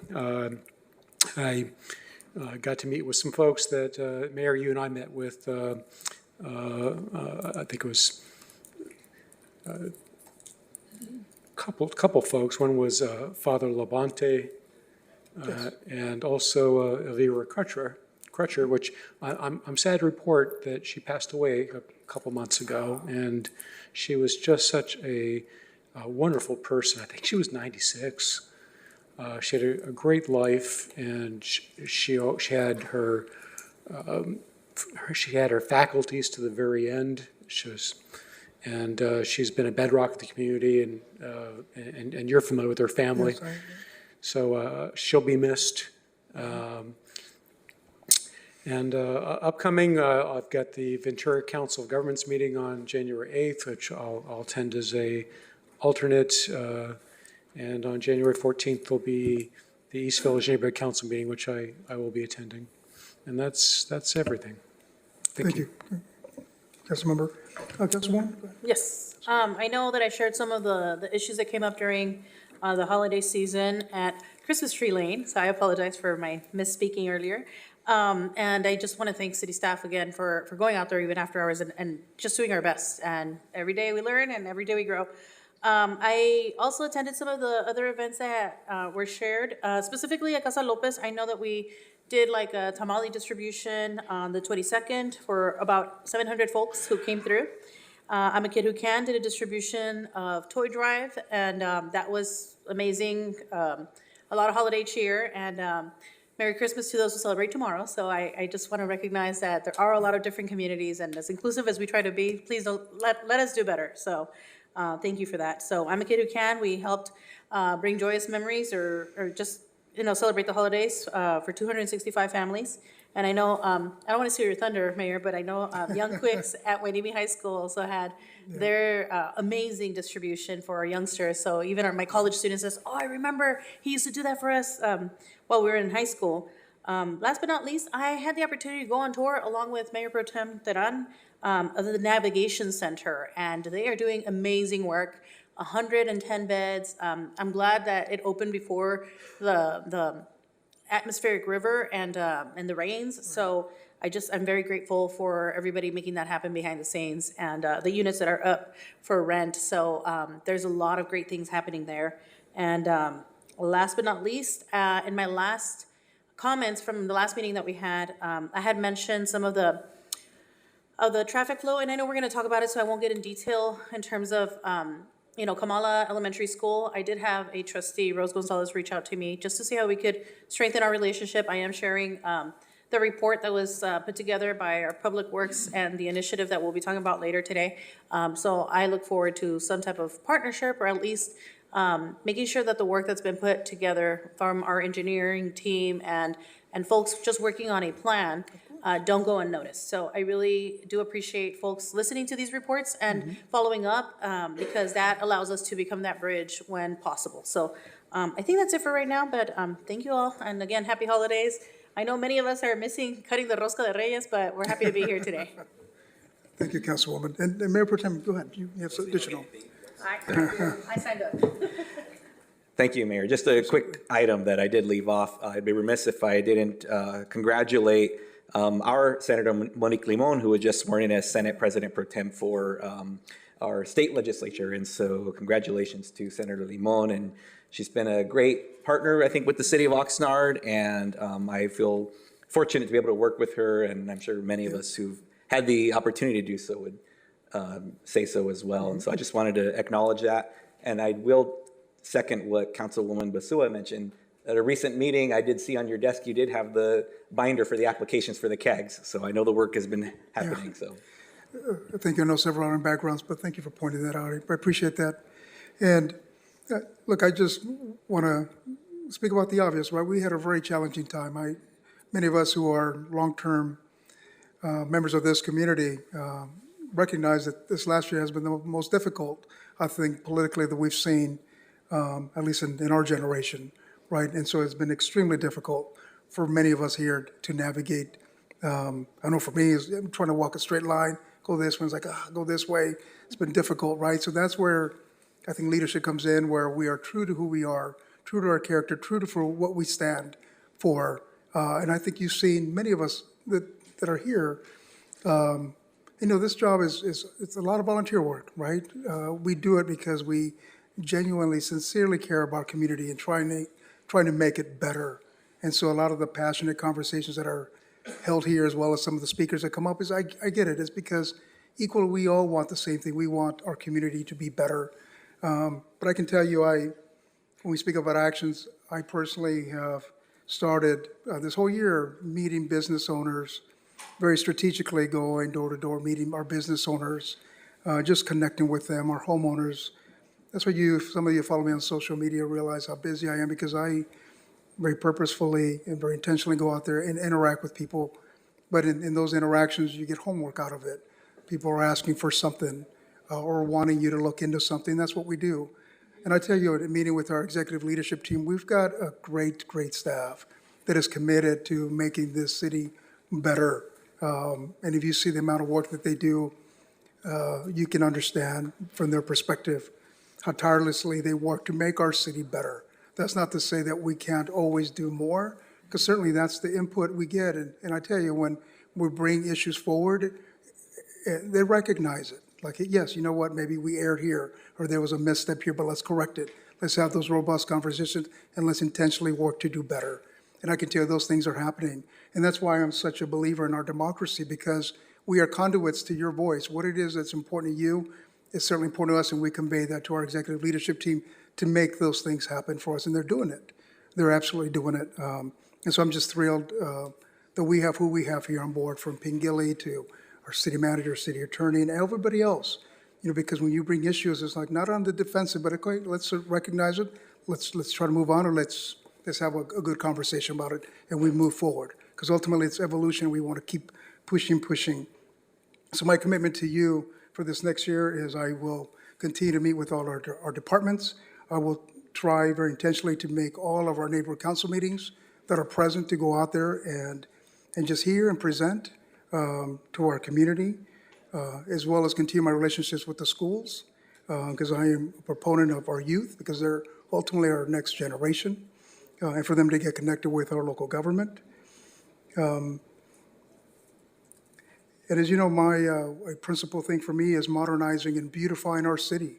And I've talked about that extensively, from maintaining our green spaces to pushing more infrastructure in our roads and our inspectors. This is just look at our city after the rain that we received. Our inspectors are doing a great job in going out there. Look at all the major streets that have been resurfaced. You don't see a lot of flooding. It's just because it goes to show the care that has been done in doing what we're doing, right? I got the report about how many trees we had fallen during the storm and the winds too in our city. Being the biggest city in this whole region, 2 trees, and that's the remarkable work that we're doing. I think it's also because the trimming, the pruning of our trees, the maintenance work ahead of time, and as a consequence, you saw what we saw, very minimal. And that translates to a better quality of life and making sure nobody gets injured because of these hazards that our climate presents. And so that's the action that you're seeing and that we're all enjoying, because ultimately that's what local government can do, is enhance the quality of life for all of us. And that is for us to do that, to set those policies in place to enhance all of our quality of life. So as your mayor out here, I'm just committed to continuing those efforts and hearing directly from the public what should be priority, and then having those conversations with our executive leadership team to make sure that we implement those priorities that are priority for our public. And just lastly, I was on the radio this morning, and I've been on radio leading up to the holidays, just pleading with our community to please take care of this city the way we are taking care of our city here, with modernizing, beautifying our city, presenting it better. Just like as soon as you walk out of here, you'll see our palms are beautifully cut. You saw what we're doing here in front of our library, the police department. And I know I misspoke in a video where I said we were bringing in artificial turf. I misspoke there, but there's no artificial. there's no artificial grass coming in. I'm not a proponent of that, but that's not happening. But it's just beautifying it. But now I challenge all of us to make sure that we also take care of it, from our wayfinding signs, our gateway signs, just picking up after ourselves. And Victor, you see me out there in the soccer fields, picking trash after everybody plays, right? Because I believe in actions. I believe in us doing our part, right? Taking care of our city, not tagging it, just enhancing it, making it better for all of us. This is all of our house, right? Just like the police department has police cars that are clean.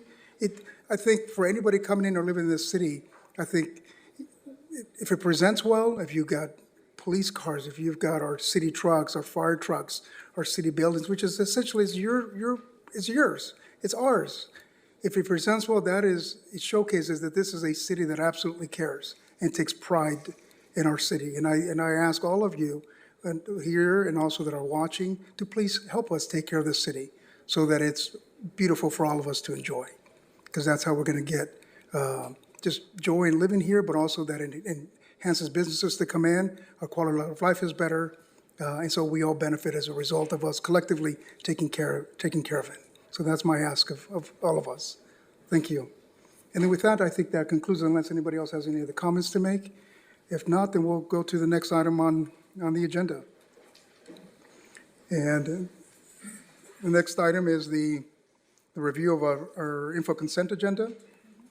And at this point, is there a particular item that you want to remove or want a further discussion on? Yeah, Councilmember Starr, go ahead. Yeah, just briefly for L1 and L6. Okay, 1 and 6.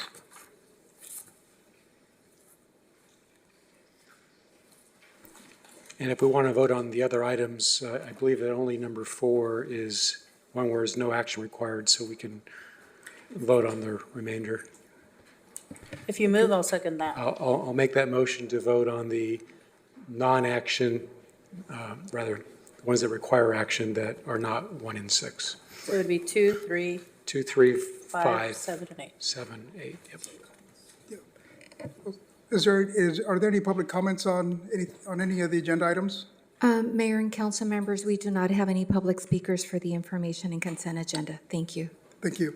Both in person and virtually. Thank you.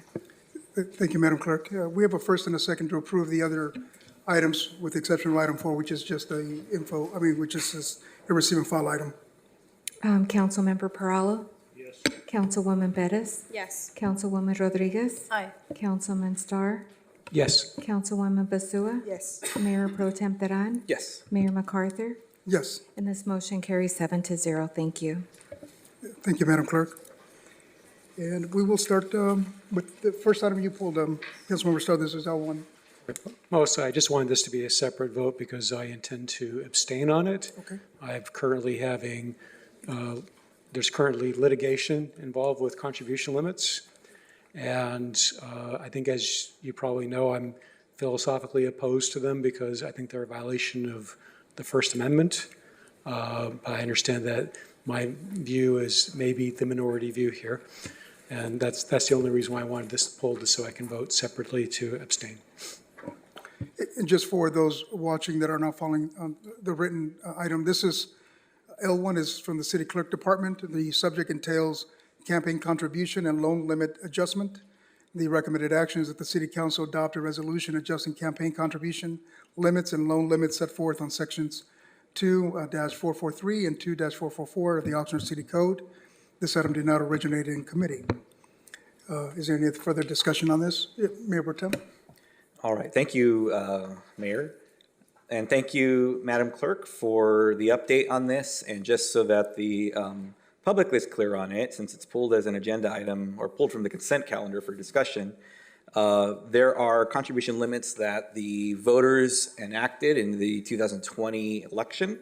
And it initially was at $500. It was also written into that initiative that there would be every 2 years evaluation to look at the CPI and if it needs to be adjusted. And in this case, we are adjusting it again.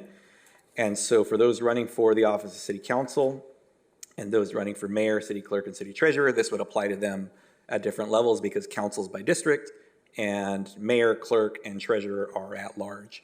So the details on that are in the staff report if anyone wants to see it.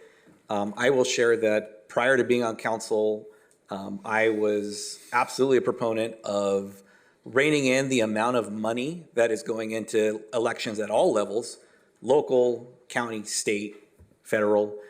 Folks, go watch a video about Citizens United if you want to get some information about the federal level. But looking at local elections, when we, especially looking at a district-based election, 33,000 to 35,000 residents, and then a fraction of that being number of voters, 18,000, 22,000, depending on the district. But I'm a firm believer that people who live and interact and engage in their community and what's happening in their community, the money involved in their election should be irrelevant. And this is originally started as $500 max contribution per individual, and then it was $1,000 from committees or from PACs. And even at that level, I remember putting a comment in back in 2020 saying we should also have spending or expenditure limits where there's a limit on the amount a candidate can spend on their candidacy and their election. And at the time, the county of Ventura had something similar, and many other jurisdictions have that. And I just truly believe that money should be irrelevant when it comes to running for local office. At this level, somebody who is truly out there doing the work, is going door to door, is talking to voters, that's not some lower form of running for office. That's the way to run for office. So to say that someone has to resort to doing that because of contribution limits, that is that shows I disagree fully with that ideology. So I just want to put out there to the public watching and those coming into this election year that I fully support this. And yes, we are increasing it because of CPI, and that's the way the voters enacted it, and I'm fine with that. But even absent this, I would have personally put limits on myself, even absent these limits, because I truly believe that someone with actual community support and actual community engagement doesn't need this in order to get elected. You don't need $75,000, $100,000 to get elected. You just need to do good work for the community. So those are my comments. Thank you, Mayor. Thank you, Mayor Pro Tem. Any of the pros or cons on this side of, if not, is there a motion on the table? I'll move the recommended action to adopt this. I'll second. Great. Madam Clerk, call for the vote. Councilwoman Perez? Yes. Councilwoman Rodriguez? Aye. Councilman Starr? Abstain. Councilwoman Basua? Yes. Mayor Pro Tem Teran? Yes. Councilmember Perallo? Mayor MacArthur? Yes. And the motion carries 6-0-1 with Councilmember Starr abstaining. Thank you. Thank you, Madam Clerk. We'll move to L6. This is from the Public Works Department. The subject agreement with Premier Property Preservation LLC for custodial services at the John C. Zaragoza Oxnard Transit Center, otherwise known as OTC. The recommended actions that the City Council approve and authorize the mayor to execute in agreement with Premier Property Preservation LLC for a term of 1 year from February 1st, 2026 to January 31st, 2027, with an option for 4 consecutive 1-year periods ending January 31st, 2031, for a total contract not to exceed amount of $700,000 for custodial services at the John C. Zaragoza Oxnard Transit Center. The Public Works and Transportation Committee approved this item 2-0 on December 9th, 2025. And our Director, Michael Wolf, is here to answer any questions we may have. Councilmember Starr, go ahead. Yeah, mine is just a request. So I was reviewing the prior agreement's schedule of compensation at the end of the staff report for these custodial services. I can see that the monthly cost is dropping from $11,386 per month to $10,480, which is a good thing. What I'd like to see in a future report is that such comparisons are prominently mentioned in the report summary itself, because I think that people should know when we're actually making improvements. And also know when we're not making improvements, but that's all I'm requesting, is that just a little bit more prominence on that. But otherwise, people could dig through the entire report and ultimately figure it out, but let's show ourselves off when we can. That's it. Okay, because I know that in reading the report, but I hear what you're saying. In reading the report, when he went out for bidding, I saw the numbers on there, but which is great work. But I hear what you're saying. Any other comments, pros or cons? Go ahead, Mr. Perlo. Thank you very much. I appreciate the staff report. Since this item has been pulled off the agenda and there's questions and asked, I had not intended to, but I am going to now. With respect to the history of the Transportation Center, when there were times when human waste would be outside of the building, when people would come to work, is this going to be handled differently? Because we do have a bid, as the council member mentioned, it's lower than in the past. Is there an extra cost when human waste is involved and has to be handled different than a custodian? I know that the downtown improvement with the human waste issue, it's handled much differently. We can't we can't just flush it down to the drains and send it down the street. So is there some extra cost involved or unforeseen potentially? Good evening, Mayor, Mayor Pro Tem, Council Members, Michael Wolf, Director of Public Works. So what you're talking about is some of the contracts that we have for biohazards that are in, like the parking structure and the right-of-way, and those are handled differently than just regular street sweeping, things like that. The contract here is for janitorial services, which does include the handling of biohazards. Okay. We have as-needed services, and so when those things are above and beyond what they typically have to do, then it may fall into the as-needed services and not their normal routine services that they would do either on a daily or weekly or quarterly basis.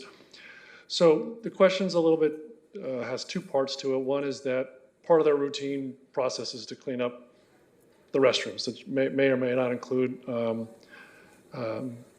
biological waste.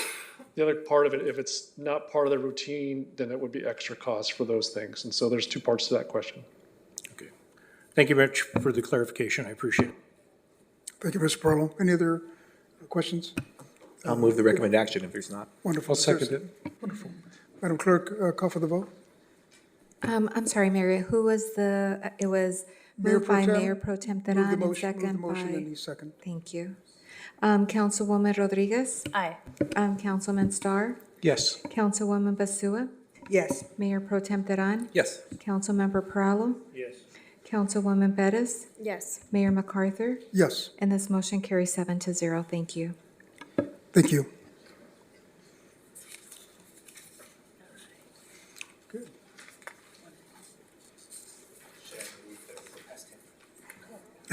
No, we should. Just in case. We'll now move to the next item on the agenda. This is item N1 from Public Works. Subject, Safe Routes to School, SRTS report. The recommendations that the City Council receive and file the city's Safe Routes to School report.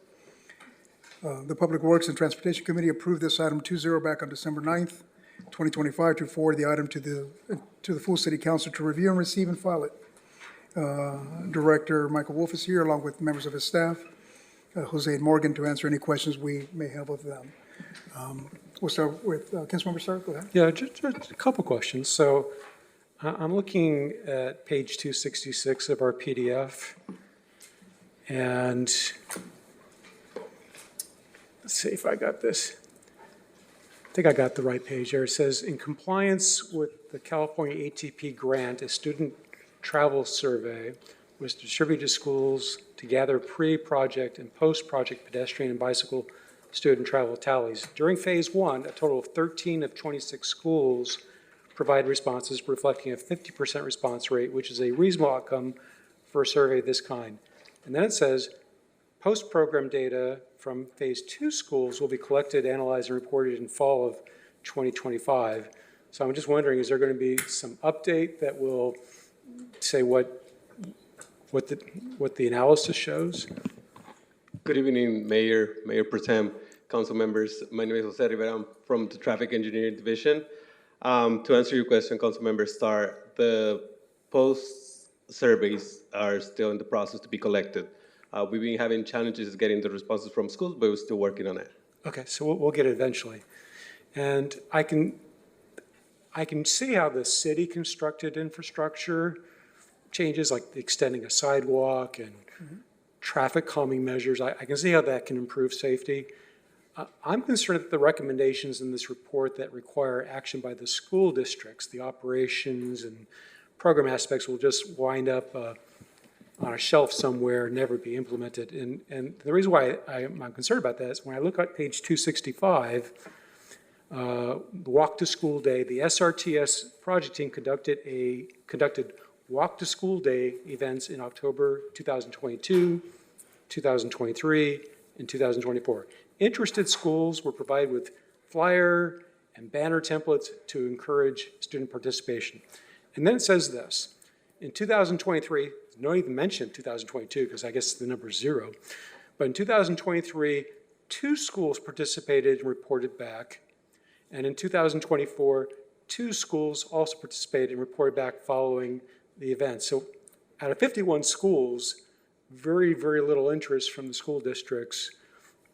And I just would love to know, I mean, do you have any thoughts on what we can do to inspire the school districts to implement the operations and program aspects of this large report? Yeah, I don't want to speak for the school about what their workload is and what their enough. concentration is on. I'm going to guess, having been a product of the school district a long time ago, that their focus is on other things sometimes. But I would say that we want the administration from the school district to take this information and it be part of their educational component, part of their parent-teacher association interactions. I know that Jose can talk about some of the things that he has seen or has heard from school districts where they put this in to the parent-teacher packages that go out on Sunday for the next week. So we are seeing and hearing and finding that the school district is utilizing this information in its intent. Part of that is then what's the follow-up of that? And so, there's a separation between the city and the school district. And I would think it'd be an interesting conversation as an elected official if you wanted to have it with a school board member. We've talked about this. Yep. And say, hey, the city's given you some interesting information. How are you guys going to use it? And maybe the school board members can talk about it at the school board. We've got to be very careful about a fine line between our recommendations and our potentially overreach in terms of what our responsibilities are, our liabilities are. And so I would say that we'd be cautious from a staffing standpoint of pushing the issue too far other than making recommendations. Absolutely, that makes a lot of sense. There's one thing that I think we should look at to improve safety that's not really mentioned here. Maybe it's something that the police department can look at, but I'm referring to Vehicle Code 2815. And basically, it's not in the report, but basically it makes it possible to, I'll just read it to you. It says, any person who shall disregard any traffic signal or direction given by a non-student school crossing guard appointed pursuant to this other section or authorized by any city police department, any board of supervisors, county, blah, blah, when the guard is wearing the official insignia of a school crossing guard, and when in the course of the guard's duties, the guard is protecting any person crossing a street or highway in the vicinity of a school or while returning thereafter to a place of safety, shall be guilty of an infraction subject to the penalties provided in this other section. So what I'm wondering is it possible for us to empower school crossing guards to kind of initiate the process where they can document, maybe with a camera or something like that, somebody who's going past a crosswalk without stopping when they ought to. Maybe, and at that point, of course, have maybe law enforcement at that point receive the report and issue a citation. I don't know if that's something that's possible, but if it can be done, I think maybe it's another tool to add to the toolbox. Yeah, I'm not so sure, Councilmember Sutton, that our Public Works Director can answer that question. Yeah. And that's why I said this is Hopefully, probably yeah. a matter for the police department or our city attorney's Yeah. office. But just to circle back, just to circle back, I had to sit down with Director Wolf and his staff on this particular item, and I committed to Director Wolf that I would personally go to speak with the elected officials at the school districts and also have sit-down meetings with the superintendent's office and just provide them this report and just urge them to share that with parents and the principals and so forth. But I think the benefit of having this report too, it gives us the foundation to go after grants and so forth because we've got the data and we've got essentially the information we need to showcase where certain schools may need some infrastructure enhancements for commuter safety, pedestrian safety, and so forth. So this is a great tool that we have to work with. And so I told our director that I would commit to going out there and speaking with the trustees as well as the superintendent's office. Mayor, I really do appreciate you doing that. So thank you for taking that on. I think it's very important, and well, with the safety of our children. Yeah, absolutely. And Mayor Pro Tem, go ahead. Thank you, Mayor. And similar conversation I had with Mr. Wolf and his team on this. And I think that there's an important component to this that we all in the public need to recognize as well, that our traffic engineering staff and our public works staff have gone and done some physical changes around these schools to enhance safety and to do some traffic calming. But those physical things alone are only part of the equation, and the city's only part of the equation. I believe that good collaborative partnerships with the school administration and between the school administration and parents and families of those schools is where those three being involved is where we'll actually see effectiveness. Because any one of those groups doing it on their own is only going to have limited effectiveness, but all three of them is where you're really going to hit the sweet spot in that Venn diagram of having effective change happening within these around the schools. And I will just use one school in District 2 as an example where they did receive some of the little islands. I apologize, I forget the technical name for them, that around each crosswalk, and then they received a lighted crossing beacon as well. And they actually, from the recommendations of engineering, a crosswalk was moved to another part of the rear entrance for the school. And that has made a major difference. But as I shared at committee as well, prior to all this work happening, there was an issue with parents who were double parking or parking in red zones or parking in a way that they were blocking visibility of the crossing guard at the crosswalk. And so the school and parents taking it upon themselves to put their own cones out there to block other parents from parking in the red zone is what made the difference. And the school had cones, they just needed to put them out. And for whatever reason, in the city of Oxnard, people will respect a cone. They won't park there if there's a cone there. And so putting them out before school, bringing them in, and then before school let out, putting them back out, that kept people from parking in that red zone and increasing safety. And unfortunately at this school, there was a student who was hit by a car in that crosswalk. And I believe it was 2 school years ago. And they were, very, very minor injuries, but it still happened. And so the administration, the staff, the parents, and the city, we all have a role in this. And I think there's opportunity in these conversations to see what we can all do to pitch in on this. And last thing, for Councilmember Starr and then Mr. Wolf, we have 3 folks up here who worked in education on some level. And I will say that even just the surveys, there's a concept of survey fatigue within education, that they have to do all these surveys for any number of things. Sometimes they're required by grants that they have to do X amount of response rate for a survey, or there's these surveys by the PTA or surveys for any number of reasons. And it's another thing that they have to do. But the programming and operational side is that within education, there is a pretty universal staffing shortage for classified and certificated staff members.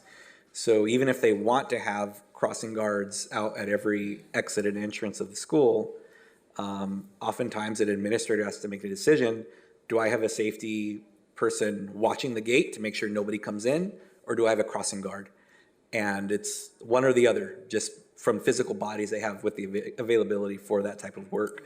So I think that's where we can, talk about with crossing guard programs through PD or parent volunteers, or school staff who are able to, are willing to work to do that extra duty, they can do that too. But it's not an impossible, unsolvable issue here, but we all have a role in it. So anyways, that's my comments. Thank you. We've got thank you, Mayor Pro Tem. We've got the 3 E's and for traffic safety, engineering, education, and enforcement. I think Michael Wolf would say we have 5, right? But we recognize the 3.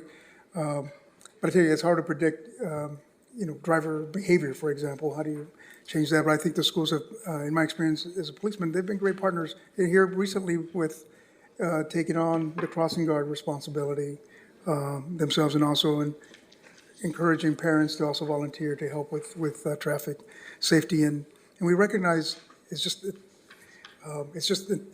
morning during the drop off and then pickup, right? It's just, and I think our streets were not necessarily meant for that, even though I think we have tried our darnest. And so it's just, we have to constantly, I think, preach the education part of it, right? I think the engineering can only do so much. Now it's the education part of it is making sure that we can hopefully encourage good driving behavior by parents. And then the enforcement should be the last thing we should consider, but that's also an element to it.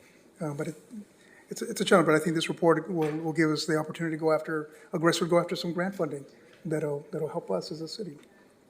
Any other comments, pros or cons for this item? No? Okay. I just want to thank them for the heavy lift, because I see just the evaluation, the assessment, and everything that you are recommending. I really appreciate how much work has been put into this. And like I did say, Rose Gonzalez already did reach out, and I'm glad to make a warm handoff or participate as needed. But I'm glad to see that there's an interest, and she was excited about this report. So I can't speak for her, but at least our previous engagement was positive. Yeah. So thank you for that. If there are no other, go ahead. Yes, go ahead, Mr. Barlow. Thank you very much for the presentation. I did have the opportunity to speak, as I'm sure every council member did, with the Public Works staff. I appreciate it. Just a suggestion to council members: if you want more buy-in, whatever school districts are in your district, you could get the schools that are in your district, and you could get a hold of the local neighborhood councils that are addressed. That's in one strong body that has an interest, because most neighborhood councils have people on board that have kids, and they're looking out for their kids. One thing that I need to state: if we're going to look for grants or we're going to look for putting money into crossing guards, I want the school districts to go 50-50 on this. I don't want the city to do the job of the schools. I'll go 50-50, but I'm not going to pay all the bills for a school district. The other issue is, ever since I've moved into a residential area and traveling throughout the city of Oxnard, it's not the erratic driver driving through a school zone. It's not the commercial truck. It's not the drunk driver. It's the mom and dads dropping their kids off at school that are the most dangerous thing near schools at pickup and drop-off time. It's insane what goes on. The school in my neighborhood, Rio del Norte, they ran over the principal's foot, broke his foot. He's trying to slow people down. It's insane. And when we do have enforcement at the beginning of the year, when it gets exciting, I am all for not giving warnings. You give citations. When people do things, they get a citation. And the word gets out very fast. Nobody likes paying a fine, but I don't know how else you teach the public, because they seem to forget it the next opening year, day of school. They got to start all over again. But I think the neighborhood councils are something we could take advantage of. Thank you, Councilmember. Yeah. Yes, go ahead, Mayor Pro Tem. Absolutely. I'll just second what Councilmember Perello said, that the Carrot Square neighborhood has given great feedback, and the school has taken that and worked with them to ensure that parking habits and driving habits of the parents during pickup and drop-off, were addressed. And so they're absolutely correct on that with the neighborhoods. And we all have schools within our districts. Nothing stops us from going and talking to those principals and having sit-down meetings with them. And with the school board trustees as well. And Trustee Gonzalez is a great partner as well. She's been very engaging and approachable and easy to work with. So last question, if I can, Mayor. I believe there was legislation that started that is kind of a graduated legislation that would allow through local ordinance lowering of speed limits in school zones between now and 2030 or 31, I believe. Is that about correct? So not to go off the agenda item here, but it does pertain to what we're talking about with school safety. If there's any little brief information you can give us on that. Sure, I think you were looking at my notes from earlier this morning because Morgan and I were talking about that earlier today. So yes, there is a new law that by code in 2031 will produce basically a prima facie or a default speed limit in a school zone for 20 miles an hour. So we are talking about how that looks in terms of rollout. Obviously, there's an enforcement component to that needs to be discussed as well. There's a cost component to that. So you can, and we don't know right now all the logistics behind it in terms of do we need to have an action item from the council to do it in advance of 2031. So we're looking to all those things. Okay. I will say though, I don't want to pass up this opportunity because of the information and knowledge that we have in Public Works.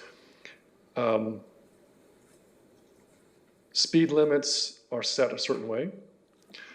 And there's lots of studies out there from the Federal Highways Association, FHWA, that talks about just putting up a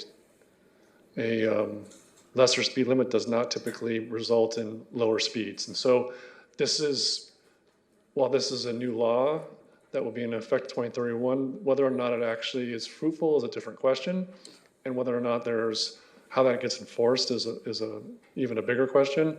But there are lots of studies out there by just putting up a random speed limit that's lower than the traditional way you set it doesn't usually result in reduction in speed. Understood. Thank you for that.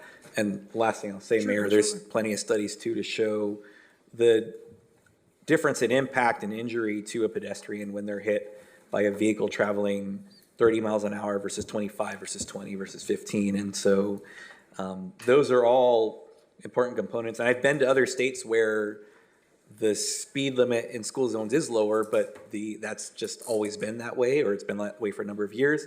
And the enforcement is on it, where they go the 20 miles per hour because they don't want to get caught going 22 in that zone because it is pretty stiff. So anyways, thank you for answering that, Mr. Wolf. Thank you, Mayor. Absolutely. Thank you, Mayor Pro Tem. Any other comments? If not, there's no action. We'll take any public comment, though. Thank you, Mayor. I'm so sorry, Mr. Nguyen. Yes, go ahead. Just a little history for this, again, to broaden the context. Obviously, it behooves all of us to do everything we can to improve safety, especially around schools. But there's statewide history here. So this has nothing to do with Oxnard. But when a school goes to create a school, they don't go through the local jurisdiction for planning and anything. It all goes, I believe, is it called the State Department of Architecture? Yeah. Right.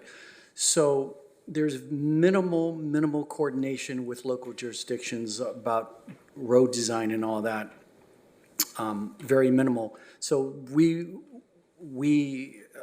speaking abstractly about all local jurisdictions, don't have the opportunity to have a discussion about how we would like to see a safer pickup drop-off zone. And understandably, every school wants to maximize their real estate for things within their fence line. The result over the decades has been these safety problems have been pushed out into the public right of way. So everyone scrambles to try to make things safer and make improvements, but it all goes back to there's no coordination. Right? The school plans go to Sacramento, they get approved there. We don't have enough, and again, it's not Oxnard, it's just the way things have evolved. And local jurisdictions don't have the opportunity to say, hey, can you build a pickup and drop off zone there? Right, so that it gets the traffic out of the road. And it's particularly difficult and problematic in neighborhoods with narrow roads. So there's some history to this here. So everything we try to do now to make it safer is always going to be not enough and in mostly imperfect solutions. Thank you. Thank you. Thank you for that clarity and insight. Madam Clerk, are there any public speakers on this item? Mayor and council members, we do not have any public speakers in person or virtually for this item. Thank you. Thank you. No action is required. This is only a file and receive item. And, yeah, thank you, Councilmember Starr. And if there's no objection, nothing else on the agenda, we are adjourned. Thank you, everyone.